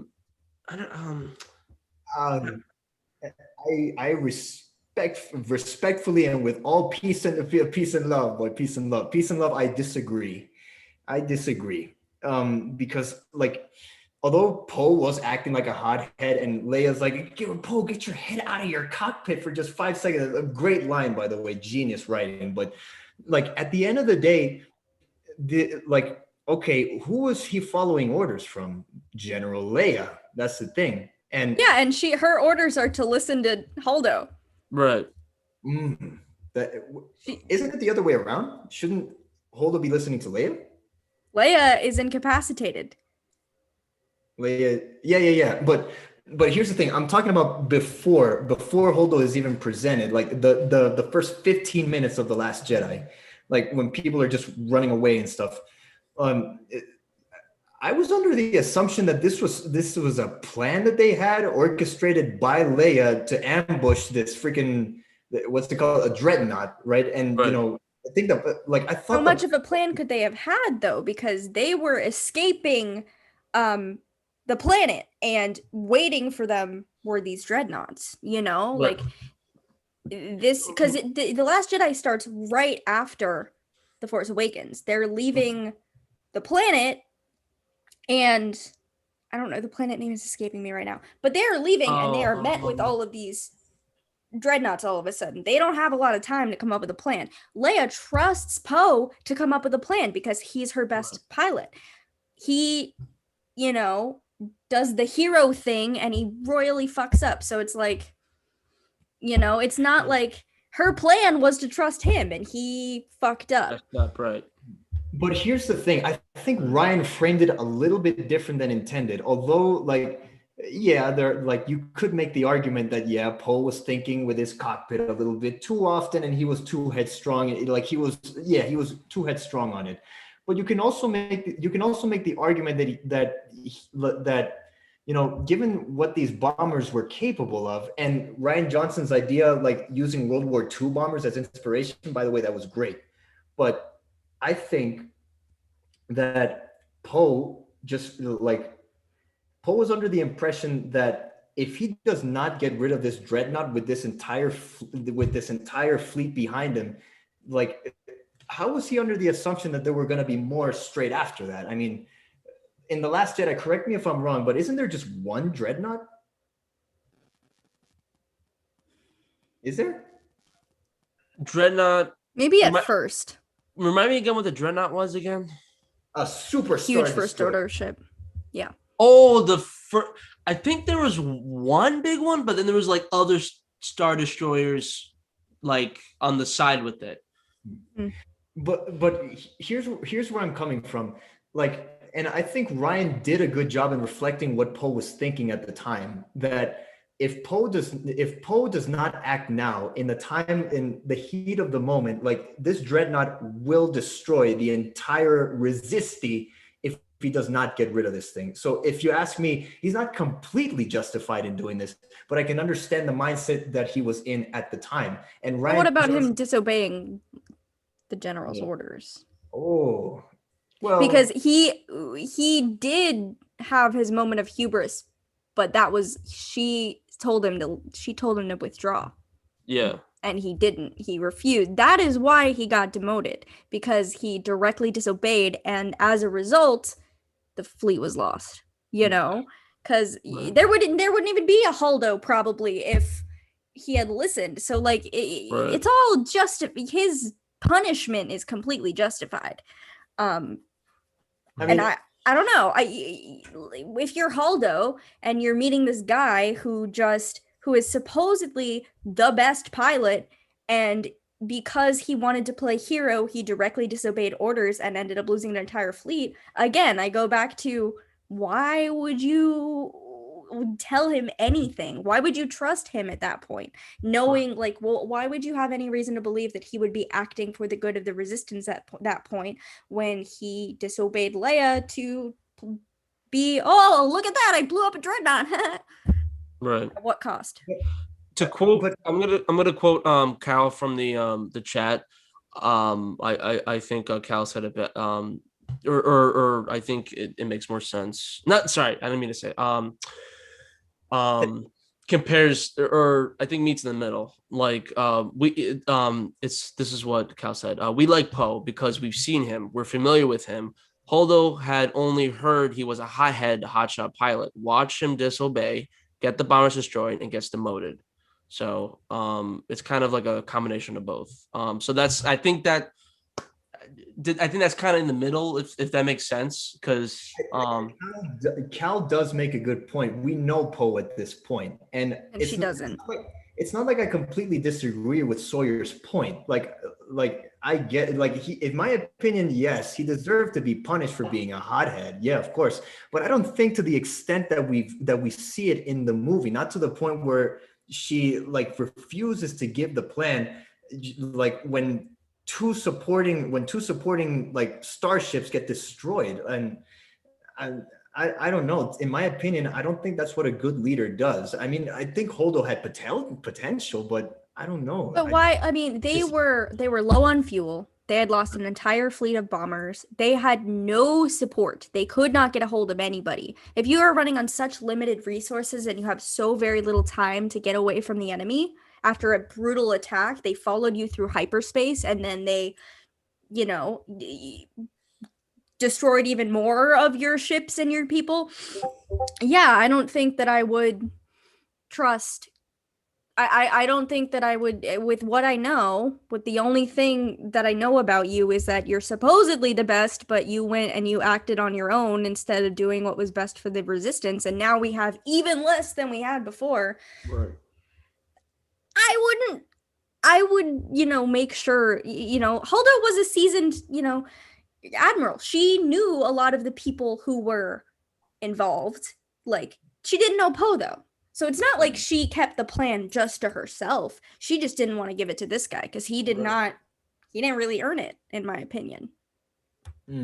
I got you. I guess it's like more of an agree to disagree type of thing. And if like Poe does mention at one point where when he gets put on one of the escape ships, right? And like Leia mentioned something that I think was a little bit interesting. It was like she was more interested in protecting the Resisti than seeming like a hero. And I said, okay, that's all well and dandy, but the thing is, Poe reiterates what her plan was, which is like hide in this.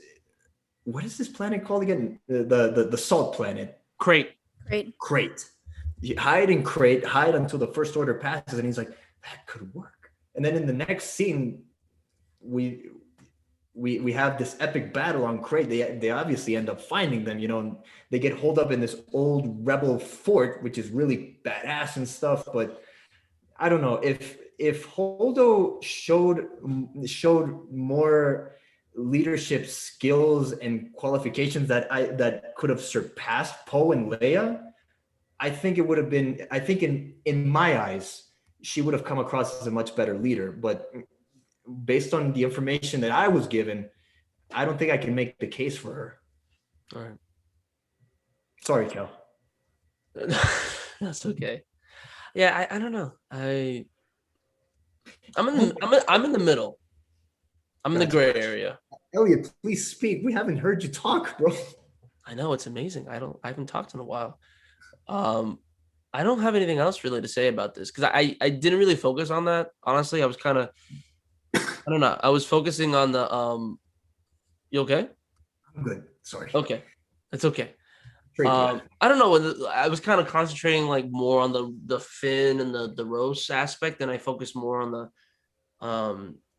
I think the best part of The Last Jedi was watching the Rey Luke part aspect. I think that was my favorite part to watch. One of my biggest problems with the movie though.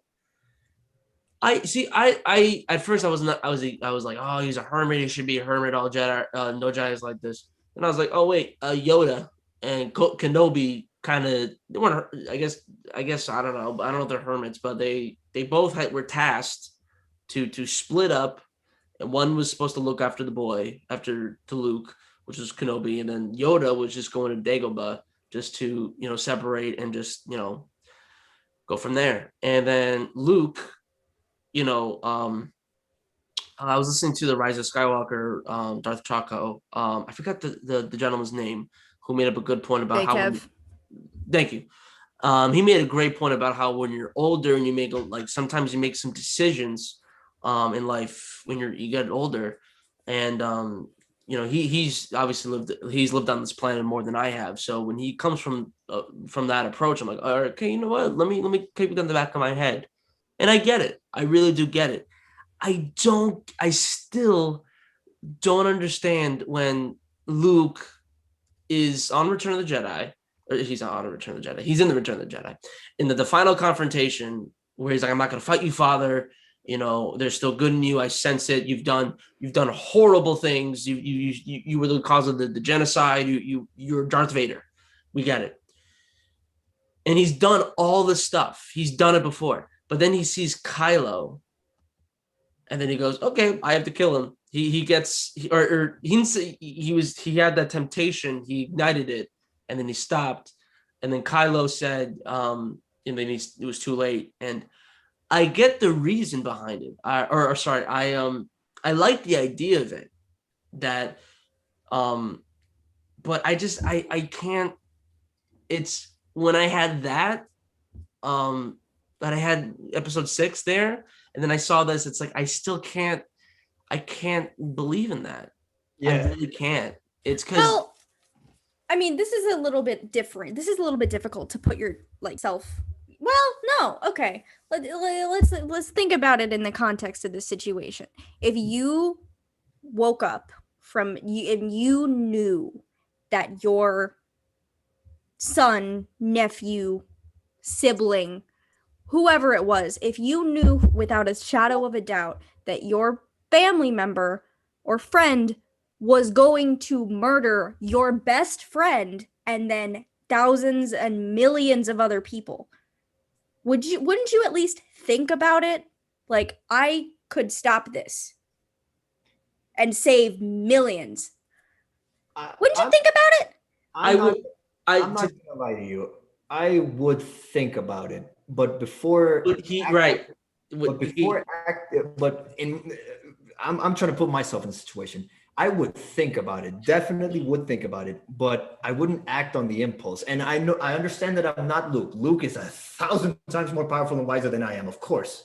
But like here's the thing, and I'm speaking on the perspective of the people who don't like this type of Luke Skywalker. Instead, I think what they're seeing is that after seeing, and I'm going to use Elliot's point that we use in the Rise of Rush sequels, that in Return of the Jedi, he kept saying, "I will not fight you, Father," and even talks to him, and all that stuff. That kind of communication, that open, even though Darth Vader has committed multiple crimes against, nature and humanity, killed countless people and lives and kids, he still found a way to find the goodness in him. And I feel like in The Last Jedi, I feel like he does try to do that at one point, but when he ignites the lightsaber, that was an act of impulse. And this is supposed to be a Luke Skywalker that's a little bit more wiser, I assume maybe 18 years in the future. And what? But yes, but what? It's not like Luke overnight was like, Vader, I can redeem him. He was planning to kill Vader all the way up until he realized that he couldn't. And it took him a while to be like, okay, yeah, there's still light in him. At the point in which he realized that Ben was going to do all these horrible things, Ben was at the peak, or not even the peak. He was like at the point of no return. And so there was no light in him at that point to see. It wasn't there. And at that point, Luke felt that he had failed because he had somehow snuck up on him. And because Ben was not going to turn until Rey. That was the catalyst that he would eventually need. And so at that point, when he was at the academy still and Luke foresaw all of these, horrible things that he was going to do, there was no light. There was no light at that time for him. Because at this point in Ben's life, as we know from the comics, all there was to him was darkness, because that was the only thing that was welcoming him at the time and making him feel like he, could do something, what he was supposed to do. And, like with Vader, the moment that they realized on Bespin that they were father and son, that was Vader's light. That was the door that needed to open for him. But for Ben, Ben in that scene is where Anakin is at the end of Revenge of the Sith. There was no redeeming him. You could not have gotten Padme went in Revenge of the Sith to be like, I love you, come home. Too late. Same thing for Ben at this point. There was nothing that Luke could have done, and he knew that. And so I think it's less so that he was like, yeah, I'm going to kill my nephew. It was more like, oh my God, it's my job to protect the galaxy. Is this what I need to do? Because I don't see a path of redemption for him right now. So.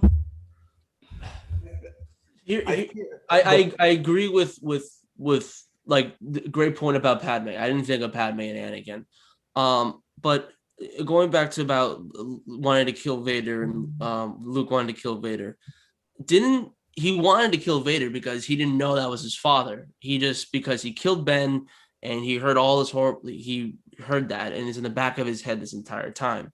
So I think that's when he went to go kill. Like he wanted to kill him, but he also wanted to save his friends. But didn't he not want to? Didn't he not want to kill him and return the Jedi because he realized his father and he realized what happened to him? Right, but they had at that point made the connection with each other because we don't really think of the Force bond as something, when we think of Force bond we think of Rey and Kylo because they have the dyad, but the original Force bond was the link between Leia, Luke, and Vader, and it was there in very, obviously in completely different context, but when Vader and Luke realized like that was their linkage.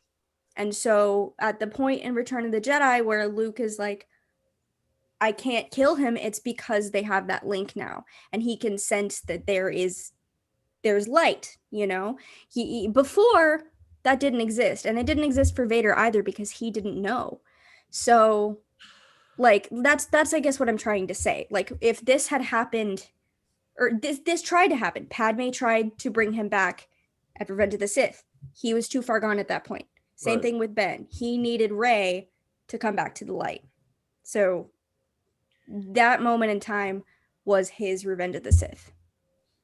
I feel like okay. Let's stick with that one. Let's stick with that one in Revenge of the Sith.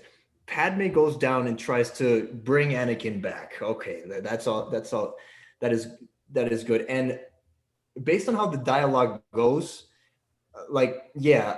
you could make the argument that Anakin was too far gone to be saved. But I think what threw him over the edge, and I realized this in my latest watching of Revenge of the Sith. I think what threw him over the edge was watching Obi-Wan Kenobi in her starship, and what's going to happen based on the dialogue that he's saying. It's like Obi-Wan's trying to turn you against me. Is that but he wasn't listening to her. Before he realized Obi-Wan, he was not listening to a word she was saying. He was just saying, come with me, join my empire, we can do this, so like, yes, was that his final thing of like, oh my God, I'm being betrayed?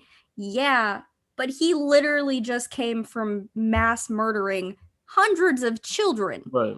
There was no point of return for him at that point. No. And in the original script for Revenge of the Sith, Padme went to Mustafar with a knife to try to kill him. Oh, so it's like the exact same thing. And Luke, I see the chat coming up. They make a great point. Luke ignited it and he immediately shut it off because he knew he couldn't do it. So like it really, in my opinion, it really is just that split second of, do I have the power to save billions of lives? Yes, I do. And then turns it on.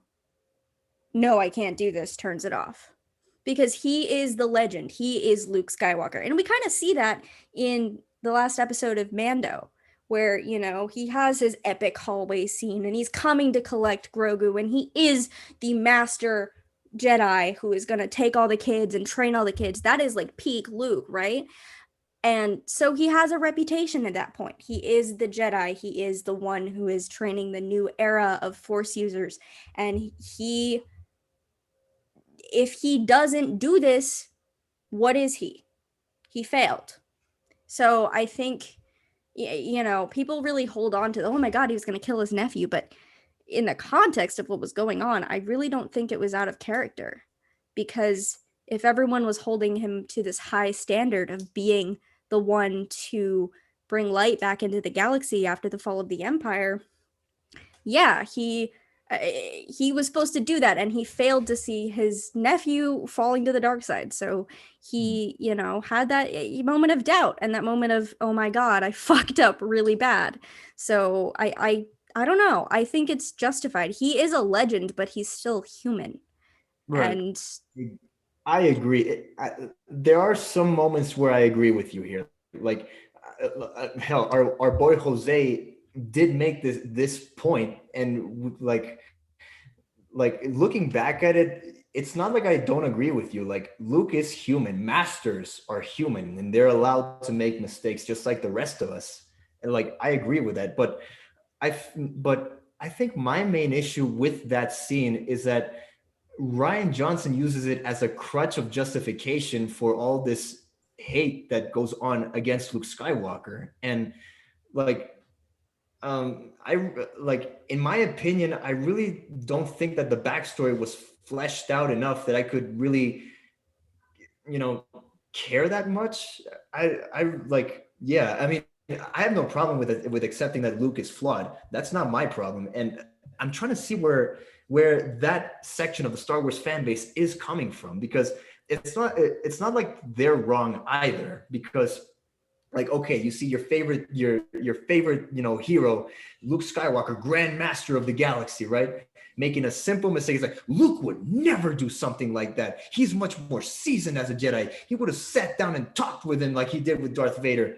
But I also see this point where it's just like, it's not that like simple. It's like, there are times when there are complex emotions going on, and when your master has a fleeting moment, as Jose says, a fleeting moment of doubt and insecurity, he immediately regrets it. And I think that's the part that doesn't completely shatter his character. It's still the same Luke, but it's just like, I don't know. It's just the main conflict between Ben and Luke, to me, is not as interesting as I thought it could have been. That's just my opinion.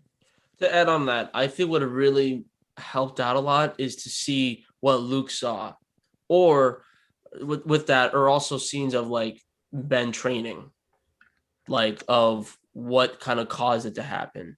Because I think it's just, we just see him, like for me, exactly, like if I just see him like, using the Force on like Ben and seeing what he saw, like, okay, I'm split. I get it, but I just don't get it, and I think it's one of those things where it's I don't know, maybe I'll get in the future, or I'm not sure. That's just based on my opinion, but I do think it would have been really cool if there could have been some scenes where Kylo is training as a Jedi, or we don't really see the Jedi Academy being trained. Like Luke is teaching these younglings of the future. I would have loved to see that personally, just like flashbacks or something. And Ben, specifically Ben, because obviously he's the Solo slash Skywalker, and he's training to be, whatever. And maybe it'd be kind of interesting to see like, oh, he's gonna be like, like he's supposed to be the heir to Luke as his nephew, or I'm just making it up, but like something would have been. But then like Luke, I don't know.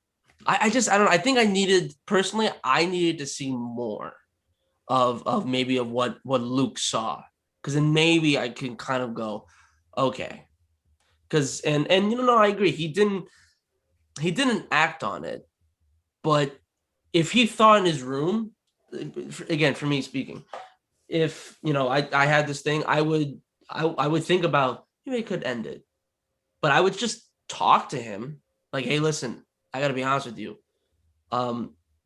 your future's not looking bright. Like this is what I've saw, or this is what I've seen, and my father did the same thing that I saw, so I want to make sure that doesn't happen again.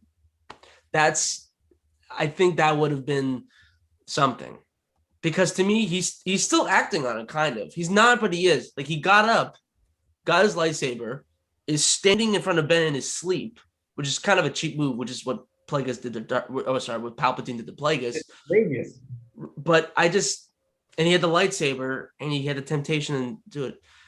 I still can't, I can't wrap my head around it. If it was kind of like, I don't know, more context, I don't know. I think it would have been really cool to see like a few scenes of just a flashback, maybe like Rey and Luke. Like, why? What's your problem with, like, maybe it's like a callback to like, I don't want to bring up Harry Potter, but like when Snape, we got to see all the memories of why he acts the way he was. Then it's like oh, okay. I'm not saying it's be exactly like that, but to me, I needed to see that. And that's just my opinion. So I'm split. Yeah, that's just my opinion. But yeah. But Lucas was gonna do it too, right? Do what? Like that idea comes from a George idea. The whole Luke being a hermit and then having a freak out when Right. his student burns a temple down. Like, I will spank George just as easily as I would spank Ryan Johnson. well, I just think that a lot of people blame Ryan, and Right. that's like not a large part of the inspiration for The Last Jedi was like straight from Lucas's mouth. So like, and that's one of them. Granted, his student was not related to him. That was not a part of Right. Lucas's ideas.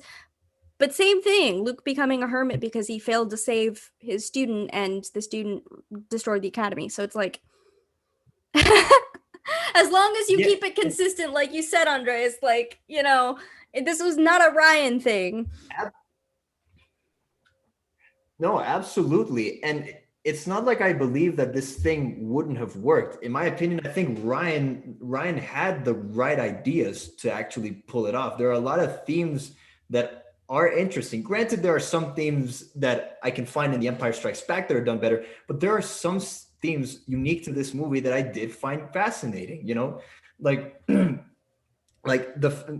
fact that Rey and Kylo are trying to turn each other into the opposite side, you know, that dynamic I thought was interesting because thick boy Kylo is acting so freaking like stoic and in control. Like this was something that I thought was amazing for his character. You know, and Rey was so insecure about turning to the dark side, you know, like this is a little bit of a personal thing for me, but personally, I did not feel like Rey had enough temptation to go into the dark.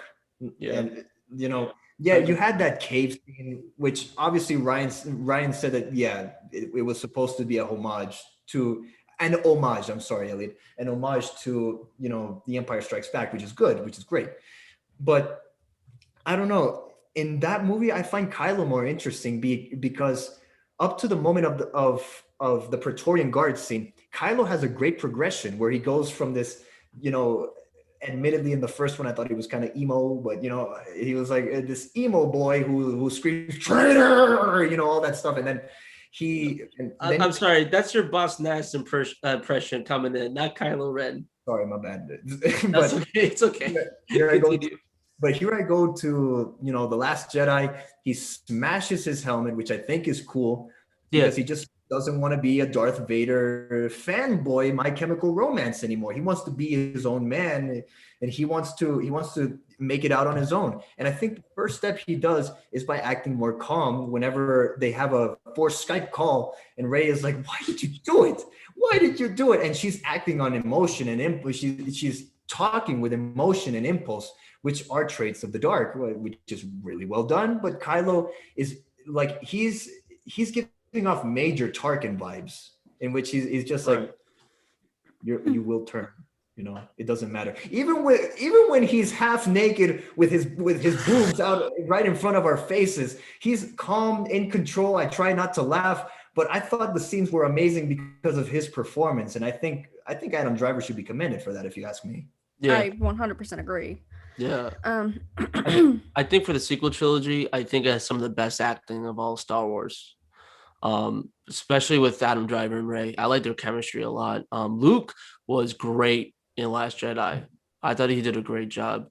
But yeah, I can, and also like I think Last Jedi has some of the probably some of, if not the best cinematography of all the Star Wars. Oh yeah. Oh yeah. And so someone the other day was telling me that like Ryan Johnson was so like like I was saying like Ryan Johnson did not. Someone was saying like, oh, sometimes people just make movies for the money, and I'm like, Ryan Johnson did not just do that for the money. You can tell how much he cared about that project. That's his baby. He did not write that movie to screw people over or just to get a quick cash grab. He put his whole heart and soul into that film, and yeah, the cinematography, stunning. Stunning. So whatever your opinion on it, like,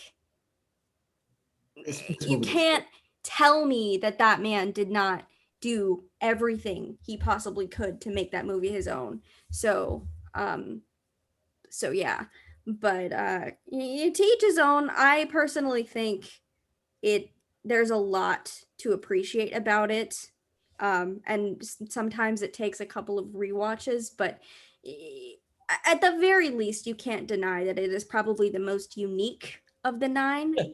And it has qualities and, there is just something about it that separates it, whether that be good or bad in your opinion. Like, it's just, I don't know. It's great. I love it. And a lot of people do. And it's not for everybody, but Right. I think it does a lot of things really well. Yeah. I think one of the greatest thing I love about Star Wars is that everyone's rankings is different. They like it. And I like that. To me, if everyone had the same rankings, I think it wouldn't be, the community would be as vibrant. I think it's for better or for worse. I think it's great that people like Last Jedi more than Return of the Jedi because or any movies. Like some people say, like I know some people who think that that Last Jedi is their favorite movie. And I'm not gonna, like, I know some people are like very toxic that send death threats, and I'm like, yeah, that's stupid if you're doing that. Don't, anyway, but it's a movie. It's your opinion. I don't think someone should be getting death threats just based on that. Like, whatever. Just because, like, if I respectfully disagree with someone doesn't mean I'm gonna, be Rorschach and like, like do anything like that. It doesn't make sense. It really doesn't. But the whole point is that I like hearing everyone's. This is the whole point of the podcast, was to everyone has different opinions, but in a great conversation. And a very, because I like this conversation, because I think at the end of the day, we still love Star Wars. And I'm not gonna, like, the only thing, if someone's, I'm just making this up, but like if someone says something like Jar Jar Binks is the best character in Star Wars, I'd be like, okay, I need a TED talk to hear why. If there, I'm sure there is, and if you do, I want to hear it. I will politely disagree with you, but I like to hear why. But that's the whole point. And I like Star Wars, and we'll forever have this. And my opinions will probably change in the future. Maybe one day, Last Jedi, I'll get it, or I will continue not. Or maybe like I personally don't like Rogue One at all, but maybe one day I'll watch it again, and it could be one of my favorites. I don't know.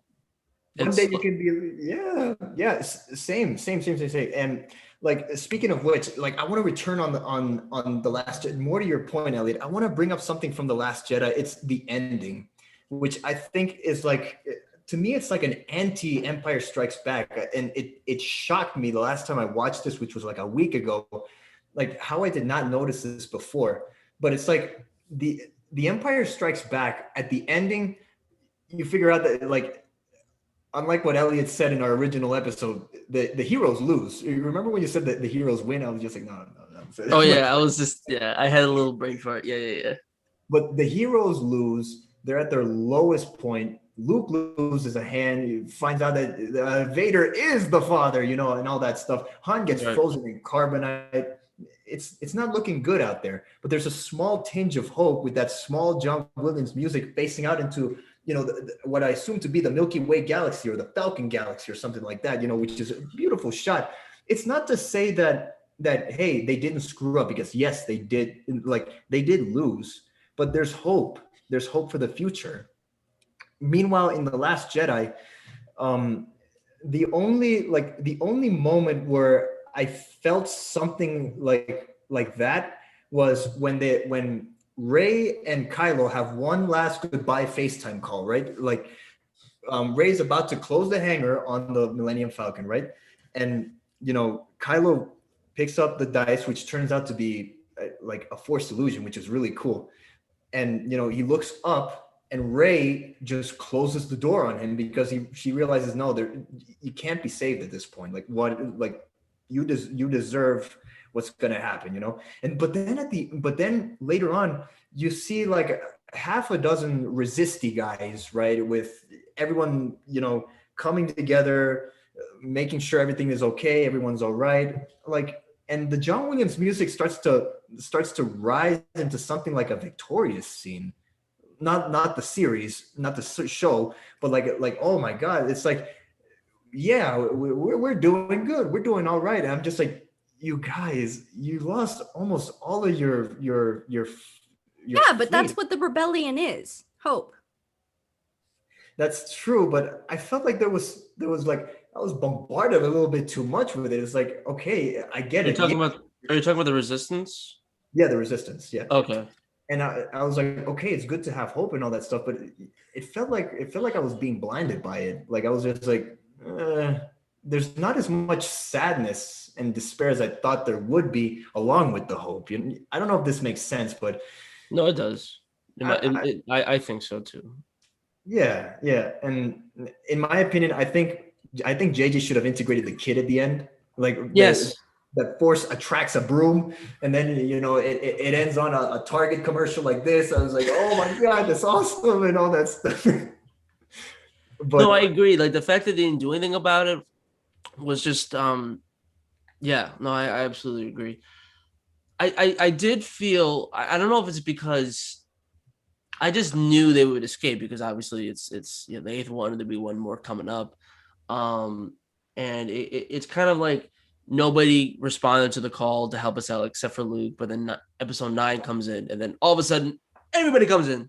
All of a yeah, sudden. they have like an end game moment, hey, everybody's here, a Smash Brothers moment. Yeah, we got it.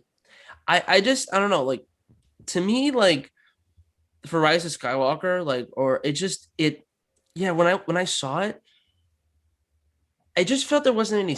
I didn't feel any stakes. Like I just didn't feel like we were in danger. I just knew that they were going to escape. And is it because I knew there's another movie? Probably, but I don't know. I knew Ray was going to come back. I knew that they were figuring out like, oh, Luke is here to escape. I mean, I was truly blown away that Luke died because I was too much paying attention to my Coke Zero that spilled. But I still was really like I was really attracted to that. And I was against like, oh, he should have been there. Like, no, I actually liked how he died. I really did. I shed the man tear, like I said before. He is one with the force. And the fact that they got the two sons out there made it even better. That made it a lot better for me. Oh yeah, 100%. Yeah. But sorry.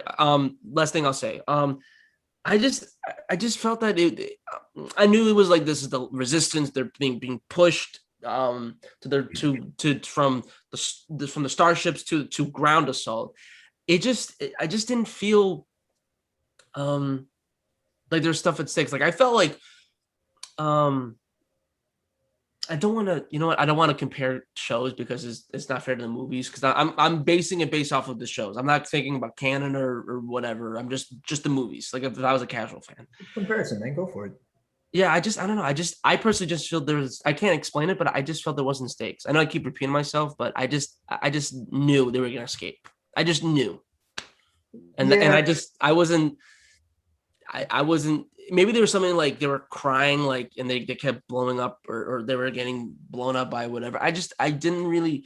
I only really cared that Luke was there. The other characters was like okay, And because I just felt like okay, oops, like it would have been nice if there was like a Toy Story 3 moment when like, oh crap, we might die, and they all like just embrace each other. yeah, It would have been. I'm not saying obviously it's in Toy Story 3 and Star Wars, but like it would have been a nice moment. Like I personally knew that they were going to escape. Obviously, they're not going to do that. But it was in that moment. I'm like, no way, get out of here. And it was trapped in that moment. I know it's a ridiculous example, but the emotion was there. You can see that this might be our final moments. I just personally didn't see that with, and this is a moment for like the resistance, not just like the main characters, for like characters we haven't seen before or characters that we kind of see cameos of in the background and then get like some like holding a hand and going, it's just something. That's all for me. You guys continue. Going off of what you said, Elliot, in that battle in Crate, that was right. Yeah, in Crate. Yeah, that's what I was, yeah. That's what I meant. Not Rise of Skywalker, Crate. That's what I meant. Yeah. Right. In the battle of Crate, I felt like it could have been an amazing battle that could have like hooked you in with stakes and all that. I agree with Elliot in that I didn't feel like there were much stakes because Well, one, because it's kind of wonky to me, because on the one hand you have these gorilla, like, how do you say, AT&T Walkers, walkers, yeah. gorilla walkers, right? And there's some goofy ass moments where Hux is like, eh, if I could make a suggestion, and then Kylo Ren just smashes him against the wall, and another moment where Chewie comes in with the Millennium Falcon, and then there's a Porg right next to him, and we see a run that, in my opinion, is done a little bit too many times. One with the Force Awakens, one with Solo, and another with the Empire Strikes Back. I've seen this ship run the same runs or similar runs many times before, and I wasn't really impressed this time, because I've seen a lot of it before. And then the Porg tries to come in and it's like, and then Chewie's like, get out of the way, Yeah. It's funny. But and then there was one moment that I thought was accidentally funny, was after Finn tries to sacrifice and then Rose Tico like blocks him from doing that, I thought Rose was dead, and I was like, okay. So like in the next scene, Finn drags Rose's body all across the battlefield, and I don't know how long it takes. Frankly, I don't know how much time all these scenes take, but I don't know. To me, it just felt like it was too quickly. If it took that amount of time to get from one side of the battlefield to the other, right? It took like a whole scene, and then the amount of time that Finn takes to get back to base, I don't know. It's a little bit shorter than I anticipated. I know it's a bizarre thing to focus on, but I was like laughing in the movie theater the third time I was watching it. I was like, how's he so fast? He's like the Flash. It's so cool. Right. But yeah, Say it again. that was my thoughts. Okay. Sawyer, do you have any thoughts that you have? On the Last Jedi, I think we maxed out. But No, is there like any? I'm just curious. Like, do you agree with our points, or you're like you said, you're maxed out from Last Jedi? yeah, no, I mean, I think that The Last Jedi is one of those films that requires a more nuanced approach to look at. And I do think that all of Rian Johnson's choices, for the most part, were well educated. I don't think that he didn't know what he was doing. I don't think that he didn't understand the character of Luke. I just think that I don't know. I just don't think I'll ever understand the hate that movie gets, because it's different. Is it the approach that people expected, someone to take? No. But I think there's something really beautiful about how unique it is in comparison to the other 8. And I really do think that there's a lot to be appreciated about it. And I think it gets a bad rap for, not pleasing some people about how Luke was handled. Like, and in the context of the fandom, nothing Lucas would have created for the sequels would have been perfect either. I mean, if you look at what happened with the prequels, excuse my language, but the song George Lucas Raped My Childhood, like, that was because of how bad The Phantom Menace was to these people. The fandom had already existed for 20 years. Okay, you've got millions of people who are expecting something because they all have a different interpretation of a character. Same thing, now we're at 40 years and everybody has their own interpretation of Luke. You can't expect them to hit the nail on the head for millions of people. It's just impossible. So I think this idea that, and we didn't really talk about the fandom response so much, but like, I think that there's a lot of, oh, these sequels, they ruined my childhood. They, betrayed me. And it's like, it's not personal. It's not. Everything that Rian Johnson does in that film is an intentional choice and an educated choice. And yeah, it's not for everyone, but I don't think it's a betrayal of the characters. I think it's just not the story people wanted to some extent. Yeah, I absolutely agree with that. But frankly, I mean, for all the things that we've talked about, or for all the things that you guys have kind of debated back and forth about, whether you realize it or not, you're saying more good about The Last Jedi than you are, Yeah.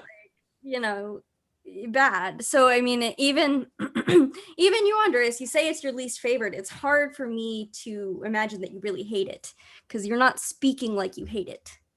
No, I see that, but like, you bring up a good point. Like you would assume with my points that I would even grow to care for this movie, but I don't know. There isn't enough for me to actually prop this up as even like a decent Star Wars movie, because to me it's just kind of boring. And this is the Star Wars movie. It's the Star Wars movie that I've watched the most out of all 9 of them, because because I'm sorry to cut you off. Is it because do you think you're trying too hard to like it? Is that why? I think so. Like, because, debating this thing with Jose has been a ride, and then, talking about this with Sawyer, bringing different perspectives. And I guess I have been trying to like The Last Jedi, but I don't know. There's just something in me that just doesn't appreciate the progression of this movie in the sense that I don't know. I think you have to let go if you really want to see, even if you, I mean, yeah, I think Elliot's right. If you are going into it like, I am gonna like this movie, or I'm gonna try to like this movie, I think you have to watch it and take it for what it is, and try to watch it through either the lens of someone who doesn't know Star Wars, or just watch it for what it is, and if you continue to try to watch it and your opinions about stuff, you're set in your ways about stuff,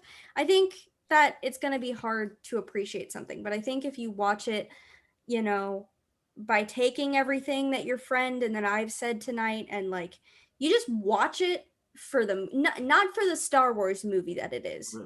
Watch it for the movie that it is, because that to me is different. Because if we're looking at this, if you took The Last Jedi out and you changed everybody's name and you just made it its own movie, everyone would love it. Love it. Because critically speaking, it's a pretty perfect film. It really is. And I think people get so caught up in their biases about Luke and about these other characters that I think it prevents them from seeing that. But I mean, obviously I'm not saying you have to like it, but something fell. But no, I think that like sometimes you just have to take what you're given and just listen to it for what it is. And I think that can make you, at the very least, tolerate it, like, and not have as much disappointment. I think, I'm not saying go watch the movie another 10 times, but I'm gonna watch it tonight.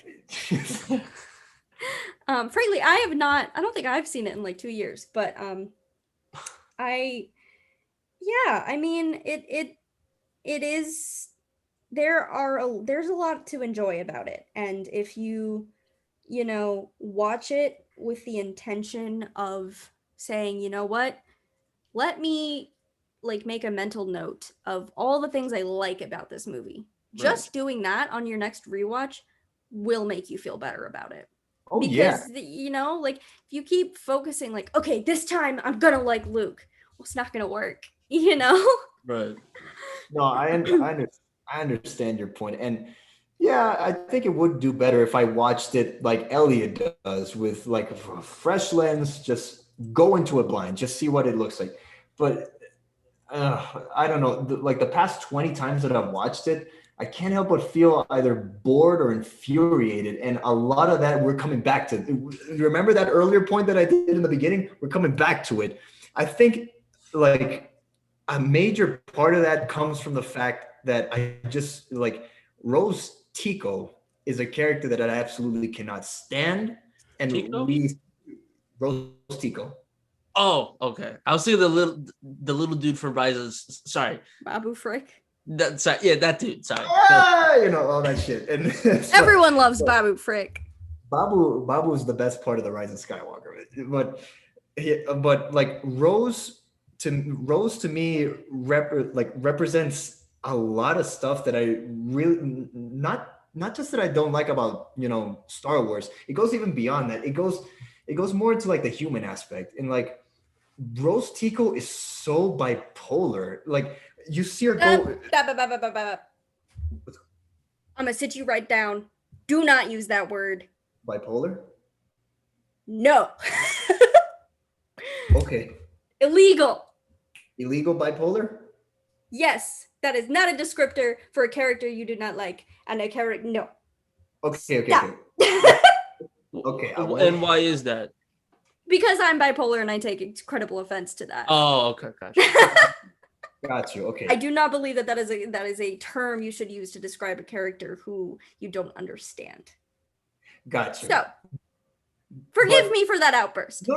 But- It's fine. But No. but like here's the thing. Rose like there's no natural transition from how she feels. Like in the beginning I really wanted to like her, but because she lost her sister. Like remember at the beginning of the movie where there was this girl with the moon necklace, The right? crest, yeah. The The crescent. crescent, yeah. And she made a sacrifice without any words. I felt it. I was like, oh my God, that's so cool. And then you see the other half of that crescent in Rose out, and she's like, oh man, I really do feel for this character here.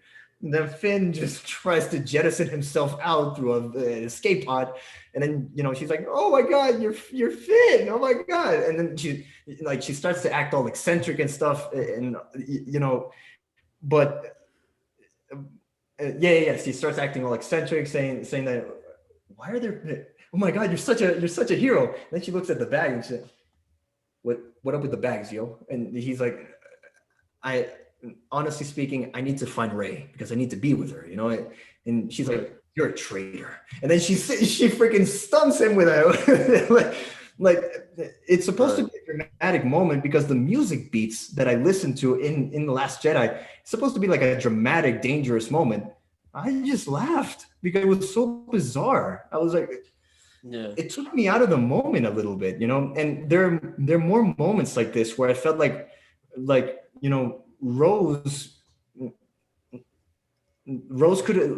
Rose could have been used in a better way.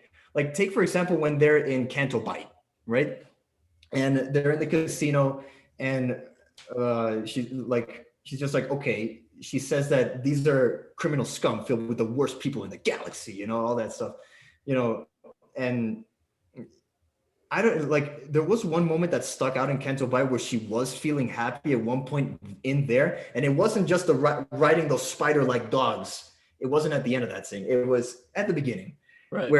where she was happy for one moment, and then she goes to a stadium and she looks at these horses being whipped, and then it's like, I came from something like this, there's only one business in the galaxy to get to this rich. And then Finn is like, war. And Right. like, to me, this ties in with a major problem I have. It's just that Ryan tackles some themes, in my opinion, with like a lack of nuance. Just how I see that there are moments where he does treat it with nuance. There are moments where he doesn't, like this moment. And these are moments that have been handled much better in the series. I don't mean to compare, but we have seen that dark and gray side where it's just like, okay, yeah, there's a lot of blood being spilt in the middle of the good versus evil part. Yeah. But Elliot? I'll be right back. Don't worry. I'll be right back. Okay, wait. Yeah, there's where was I? Yeah, there's a lot of blood being spilled back in the battle between good and evil. But I feel like Ryan only touches on them. He doesn't really, go into detail regarding this. Another part of this that I find frustrating is when DJ and Finn and freaking BB-8, we didn't even mention BB-8. He's a great. They're in the ship that they stole, right? And then he starts Finn is like, "You stole this craft, didn't you?" And he's like, what do you expect? So he starts looking at who owned this craft, and it was both Imperial and Rebel forces. And then Finn looks at this like through the eyes of a child, like he's shocked by this. Like, not really. I don't really buy it. And DJ was like, live free, don't join. And I don't mean to come off as kind of like a downer here, but I've seen, like, even in Attack of the Clones, I remember seeing this gray side, and coming from Finn, who was taken from his mom, assumed, right? In the Force Awakens, I just don't buy the fact that Finn would be as shocked as someone who isn't really experienced in the Imperial side or the Rebel side, if I'm explaining this correctly. But it took me out of the moment. There are a few moments like that where, like, I'm either frustrated, dumbfounded, or just plain bored. One thing, yeah. Here's what I think you should do, Andres. You should do what I did. I'll go. No, No. Sorry, my folks came home, so I just want to say hi and let them know that we're still doing this. Anyway, do what I did. Watch the movies from 1 to 9. Okay. You don't have to do it like, 1 back and forth, but it does change perception on what I thought the films were for me. Like, I enjoyed Phantom Menace more than I thought I did, because I was someone who listened to the fandom. Like, you're not allowed to like this movie. This is the only movie allowed to watch. And I allowed that. And I should not have done that. I should listen to my own opinion. And I'm like, you know what? Let me do that. Let me watch this like a casual fan, just 1 to 9. Let's do this. And for me, I was like, you know what? Like, let me see Phantom Menace. And I'm like, you know what? I actually like Phantom Menace. There's some flaws in it, but there's some really underrated moments in that film that I really enjoy. And that's just me. And when I watched Last Jedi, I was like, I hate Last Jedi, whatever. I don't hate any Star Wars movies. I really don't. I just I have problems with it. And it's one of my least favorite. Like, my least favorite, I thought would be Last Jedi. It's not. It's Attack of the Clones, because I think the acting, I know, spoilers. I think Attack of the Clones has some of the worst acting and writing ever. But Last Jedi has some of the best acting in some of Star Wars. But yeah, but what I would do is just clear your head. I know you've seen 3,000 times in a row. But just I'm not saying you're gonna be blown away. I think it's like Sawyer said. I think it's different when you watch a movie. Like, if I were to watch Last Jedi, like, let's say like Last Jedi was a new Star Wars never existed until Last Jedi, I think it would be considered like one of the best films in like 2010s. But because of the knowledge that were brought and because of all this stuff, it's considered one of the most controversial Star Wars movies. But if you watch it by itself, you get a different opinion. But if you watch it, there's different ways of watching Star Wars. If you're watching like out of the blue, like let's put on Revenge of the Sith, you're gonna get a different vibe than when you're watching it like episode 1 and 2 like yesterday, then you're watching episode 3, because it's still fresh in your head. If you never like if I were to, yeah. So that's what I would do. You don't have to do it, but that's just my recommendation.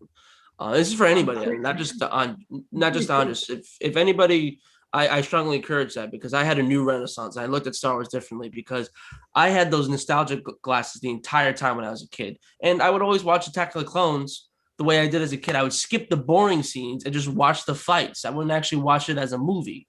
But I did that. I didn't do that anymore, and I watch it as it is. And it really it was really hard to to say I've never seen A New Hope before. Meanwhile, that's the first ever Star Wars movie. I've seen that since I was 5. It's hard to do. I'm not saying it isn't, but it does it's interesting, compelling, and yeah, that's all I have to say, because your opinion might change, or it might be the same.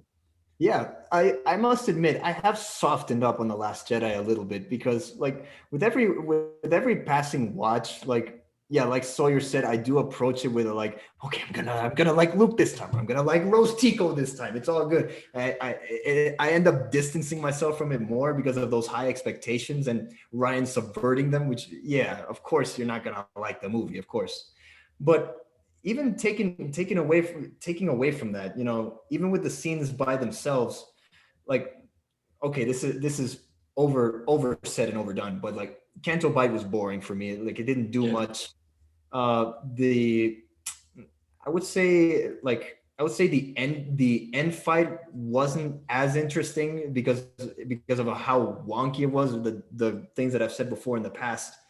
The cave scene I didn't find as compelling Right. as I thought I would because Right.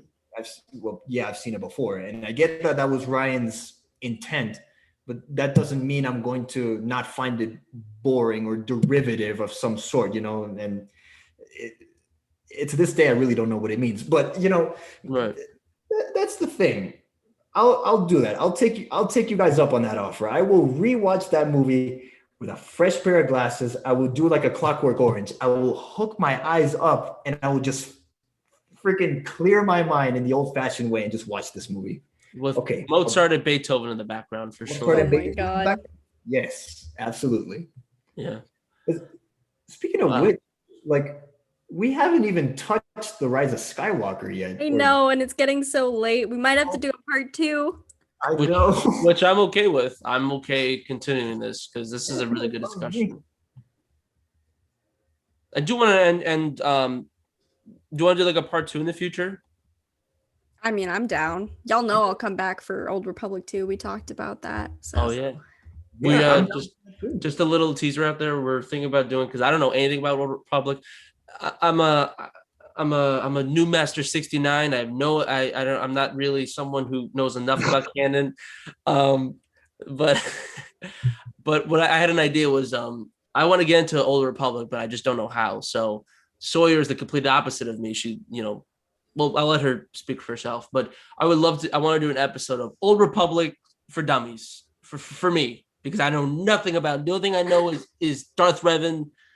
And people want Keanu Reeves as him. That's all I know. That's really all I know, and it's sad. I need to be better at that. But And yeah, I know the bare bones of it. So if anything, it's going to help me too.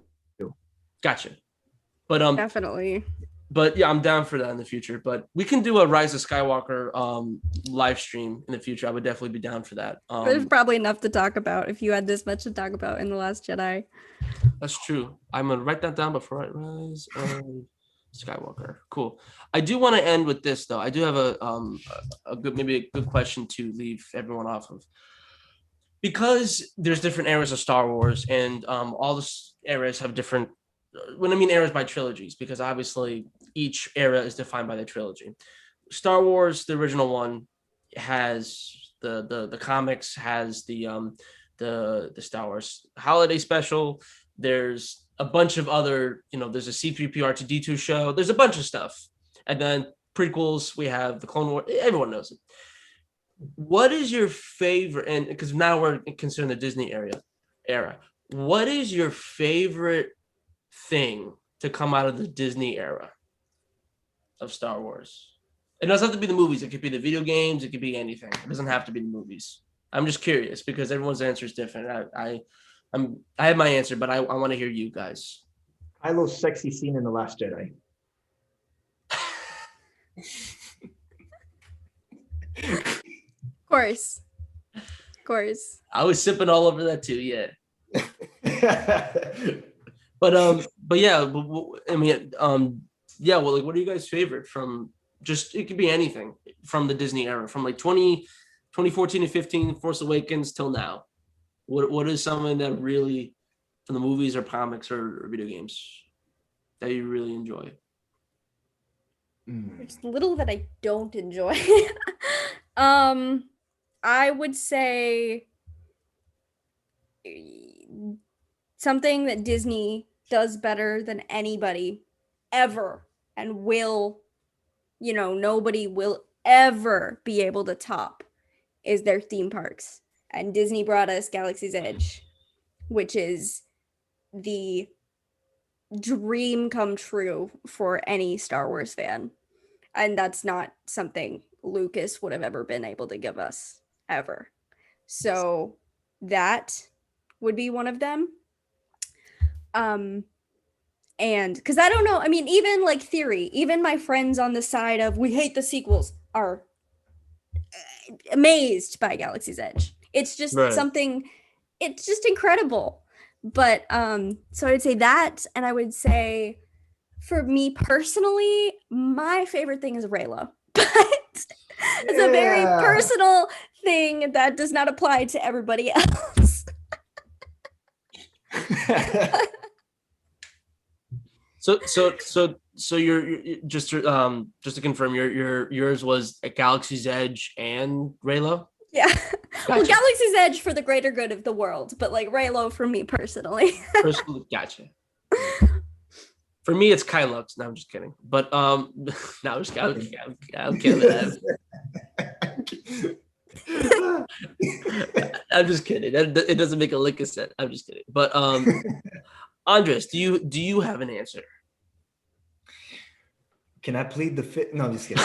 There are some good things. There are some good things that I like about, you know, the Disney era. And, you know, one of them is Finn. Like, even though he wasn't fully utilized, like I'll keep it short because I've been pretty much idolizing him at this point. But I think Finn is a good character, all things considered. Like the journey that he goes through, minus Rise of Skywalker.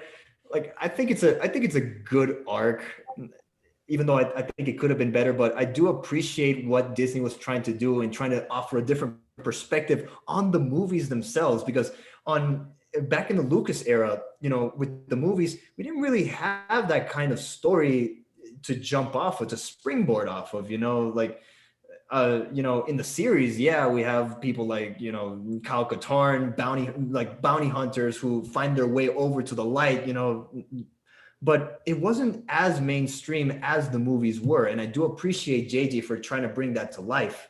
And here, what was the thing? Yeah. One of my most hated things is the porgs. Yeah, I can't handle this. Just can't handle That wasn't a question I asked, but okay. Yeah. I don't like the porgs either, to be honest with you. It was just okay. That's all it served. Fluffy ass looking penguin. But yeah, but I think I'll end it here. My most I think one of my favorite aspects of the sequel trilogy was, and I do appreciate this, was that scene with what was it? It was with Kylo and Han in the Rise of Skywalker, because I think that was the most human moment. And it wasn't the Force or anything. This was just inside Kylo's mind. Like, it was his psyche, like his good part, which is in his father, trying to come up and, you know, trying to save him. And, you know, Han doesn't really say much of anything. Kylo's like reiterates the first part in The Force Awakens, saying, "I'm being torn apart, you know. I have to do something, but I don't know if I have the strength to do it, yo." And then Han this time, you know, touches his face and, you know, let's do it together, man. You know, but he doesn't say that exactly, but like, I appreciate the fact that from father to son, there's a little bit of a connection there, and it proves that Ben, he still has a good image of his father, regardless of the pain that you know, the pain that he's felt and the rancor that he's felt towards him. I knew that Ben deep down was good, and the Rise of Skywalker really brought that good aspect out in him through this isolated scene. A lot of people are gonna say, "Yeah, he's insane. This doesn't really count for much because, like, it's not real." But I would make the argument that it was real to him. Like, the fact that redemption can come from yourself through, like, past memories of your father, you know. I feel like Kylo in that moment turned into Ben, and Ben thought to himself, "I think my father would have loved if I would do this, because it is the right thing to do." It was something that he believed in. And it was natural. It was natural because his mother just died, man. Of course he's going to be conflicted. And that's why Ben is, in my opinion, a good character. Apart from being the thickest Sith in the game, he is a good character. There is some depth there, and I like that. Yeah. Cool. Thanks. What about for you, Elliot? Yeah. Are you ready for my 4-hour TED talk? No. I'm just kidding. Yeah. I got popped. Yeah. Yeah, popcorn. All right, good. No, I will keep this brief. That Han and Kylo scene gets me every time. The It Rise of really Skywalker.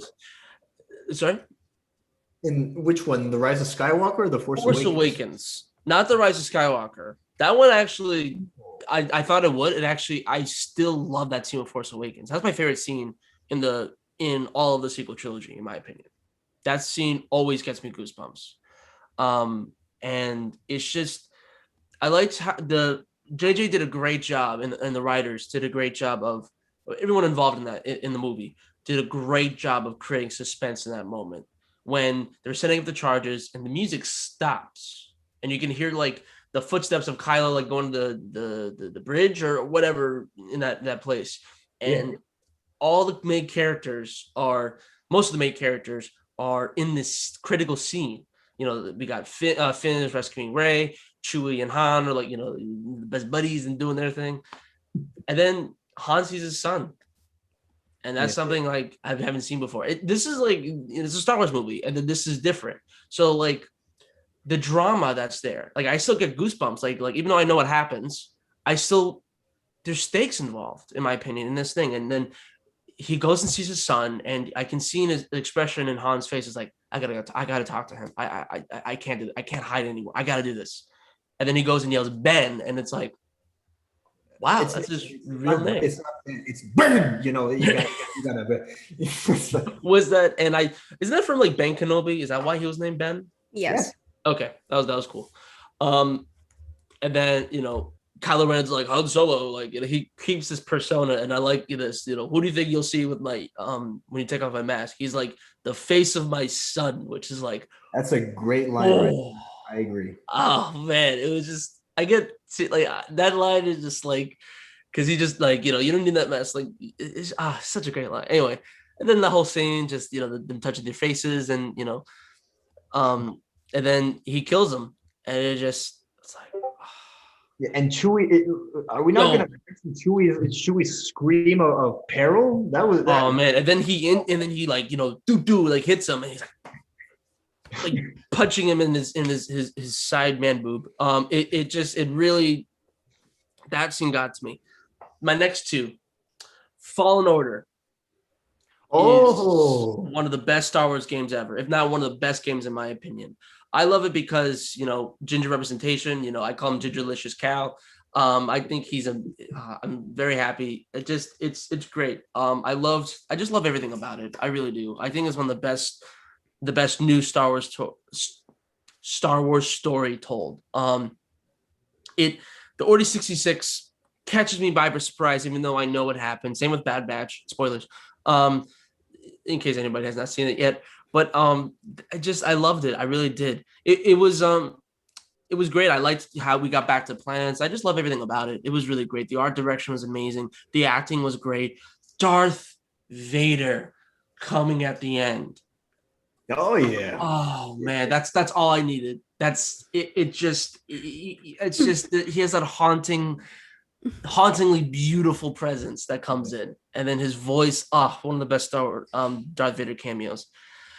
I'll end it off there because I do want to do a separate episode about Jedi Fallen Order. My last thing is Galaxy's Edge, specifically Rise of Resistance. Rise of Resistance is the best ride in The world. the world, not just Disney World, everywhere. It is. I never left this country. I need to change that, but I've been to Disneyland, and I've been to Disney World and Universal and all that jazz. This is the best ride.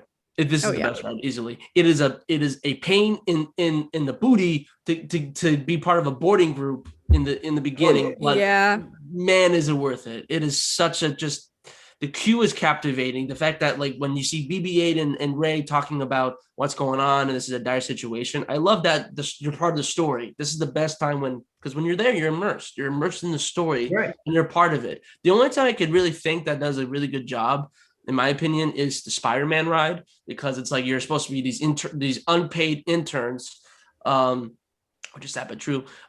You go in, you get the Sinister Syndicate, like you know, you're out and you're this Daily Bugle newspaper. You see the awards, you see, you know, all this great stuff happening, and then you're there. You're part of the story because yeah, same thing with Rise of the Resistance. You're part of the Resisti, as Invader Zim likes to call it. And everything about it is great. I love it. I really do love it. I don't have anything negative to say about it. Those are my really big points about the sequel trilogy or the Disney Star Wars. By the way, I used to be someone that says original trilogy fan, nothing could beat it. And that's not cool and fair. Because I shouldn't be doing that. And I'm glad I did that. And I keep saying the Renaissance, but it really changed my perspective on Star Wars. That it's important to have your own opinion. Don't just listen to others and say, I have to listen to him or her. Yeah, And Definitely. there's no need to and there's no need to gatekeep Star Wars. You know, it's fun. It's it's fun for everybody. Originally, it was supposed to be for kids, but it found an audience beyond that, and that's what I find so cool about it. You know. yeah, and there's more things to come out of it. I am excited to see High Republic. I've not read anything about High Republic. I need to It's do. so good. I need to get on that. Do I start with Path of the Jedi? Like, what should I start with that? Yeah, Light of the Jedi is a very Oh, start. So Light of the Jedi. I will write that down as we speak. that is the beginning of the era, and then there's two like main books. The other one's Into the Dark. Also very good. Two very different stories. One is like a world building story, and the other one is like a character building story. But both very good. Highly recommend. Do not listen to other people who have not read it yet. Right. Oh yeah. I prefer to keep my comments to myself until I've actually experienced it for myself. That is the way to go. Right. I would like to keep going, but I don't want to end it. But I think we should. Yeah. Yeah, it's getting pretty late, but I will totally come back for a part 2 or whatever you guys want to do. Of course. Yeah, of course. Yeah. This was a very enlightening type of conversation, especially for the Last Jedi. Like, okay, I'm gonna give it a shot, but like how you guys say, with open mind, clear mind. It's 10 o'clock p.m. here in Utah. It's 12 o'clock over there. You guys gotta get some sleep. Right. Well, Oh, I gotta dude, go. I gotta go jump on my video games, dude. Oh my god. you gotta set the priorities, of course. Yeah. No, I just yeah, I just want to I know I haven't mentioned the chat a lot, but thank you guys for just participating. It's really cool. I do next time I do want to make sure I read the comments off as we're talking, but no, I've been reading through it and I really respect everyone's opinion. I really do. There's a lot of things to discuss more, and I'm glad to have everyone here. I'm sorry. Thank you so much for joining. I really Yeah, and appreciate thanks it. y'all for coming to support me and support these guys. And yeah, I mean, hopefully we can do this again, and I will hopefully bring even more people over here to you guys. So That would be great if you can. But if you disagree with us, that's good. That's good. Keep the conversation going. that's right. yes. Exactly. And no, I agree. Let's do a part 2. We'll figure out the details privately. I don't know why I had to say private. Anyway, we'll figure it out when, and we'll keep you guys posted on that. Guys, thank you so much. I really appreciate the love and the support. We are trying to get consistent because we had just got swallowed up by this thing called life, and we let that get in the way of that. But we're going to do a better job of uploading new episodes, and I do want to express we have 2 special episodes coming out, which we did not live streams but regular ones. I'm gonna announce the Universal ones. Is that okay, Andres? Cool. Okay. It's all good. So we both did. So when I visited the Chilean Mr. 305 boy, when I visited him in Utah, we did 2 episodes. It was Universal, Love It or Hate It, and Islands of Adventure, Love It or Hate It. And what we did is we went by each ride, or we weren't there, but like we were taking you through our perspective and what our thoughts of each ride is. So we start off ride by, we say sucks or doesn't suck, but we meant like, love it, hate it, or but we have the Universal one's going to come out soon. I don't know when. I think that might be the next episode. We're not really sure. Andres is almost done editing it. We're going to do that. And it's going to be fun and interesting. And the next one, because he edited the Universal one, I edited the Islands of Adventure one, because it's gonna be fun. There's a lot of fun, memeable moments that I think everyone will enjoy, and I did the best I could to integrate clips of the rides and then the walkthroughs and everything like that in our personal experiences. So that's the next episode's coming up. Cool. So yeah, so but that's what's coming on in the future. But yeah, we'll keep you posted on more. I do want to do more live streams. This was a lot of fun. It was a Yeah. great idea. Thank you for suggesting that. Yeah, it was awesome. I don't have anything else to say. Is there any final thoughts you guys want to say before we say goodbye for now? No, just thanks y'all for having me, and thanks everybody in the chat once again for coming to hang out. And yeah, we'll do this again sometime soon. Yeah. All I gotta say is Big Boss Nass is the best character. Do not add me. That is all. That is all. You gotta dude. Okay, before we end, Andres has some of the best impressions of Star Wars I've ever heard. That he needs to showcase next episode. He needs a one-man show. I mean, we'll do like a little bit, not right now because his pipes I'm sure are chopped. But oh, by the way, Andres does who said it? Brandon said that that you're looking good with the facial hair. Just wanted to add that out there. Thank you, Brandon. I took inspiration from you, my man. You're freaking dancing, looking at it. Yeah. Man. Oh, I think it's a different Brandon. I don't think it's our Brandon. Thank you, Brandon. Anyway, my man, I appreciate that. I just want to say, let me just go to the chat here. No, just thank everyone for Legend 97. Thank you for coming. We would love to have everyone back here. I'd like to hear. I do, like I said, I do want to hear. I'm definitely gonna read more comments to make sure that as we're talking, you guys are integrated more as we speak. But yeah, that's really it. I'm gonna be quiet because I'm gonna keep talking for 3 hours. So thank you guys for joining us, and follow us on Instagram or Twitter to keep us updates on what's going on in the future, and we'll be able to know like when the episodes will be uploaded in the next live stream. So whatever it is, we'll let you know. Yeah. All right. Take care.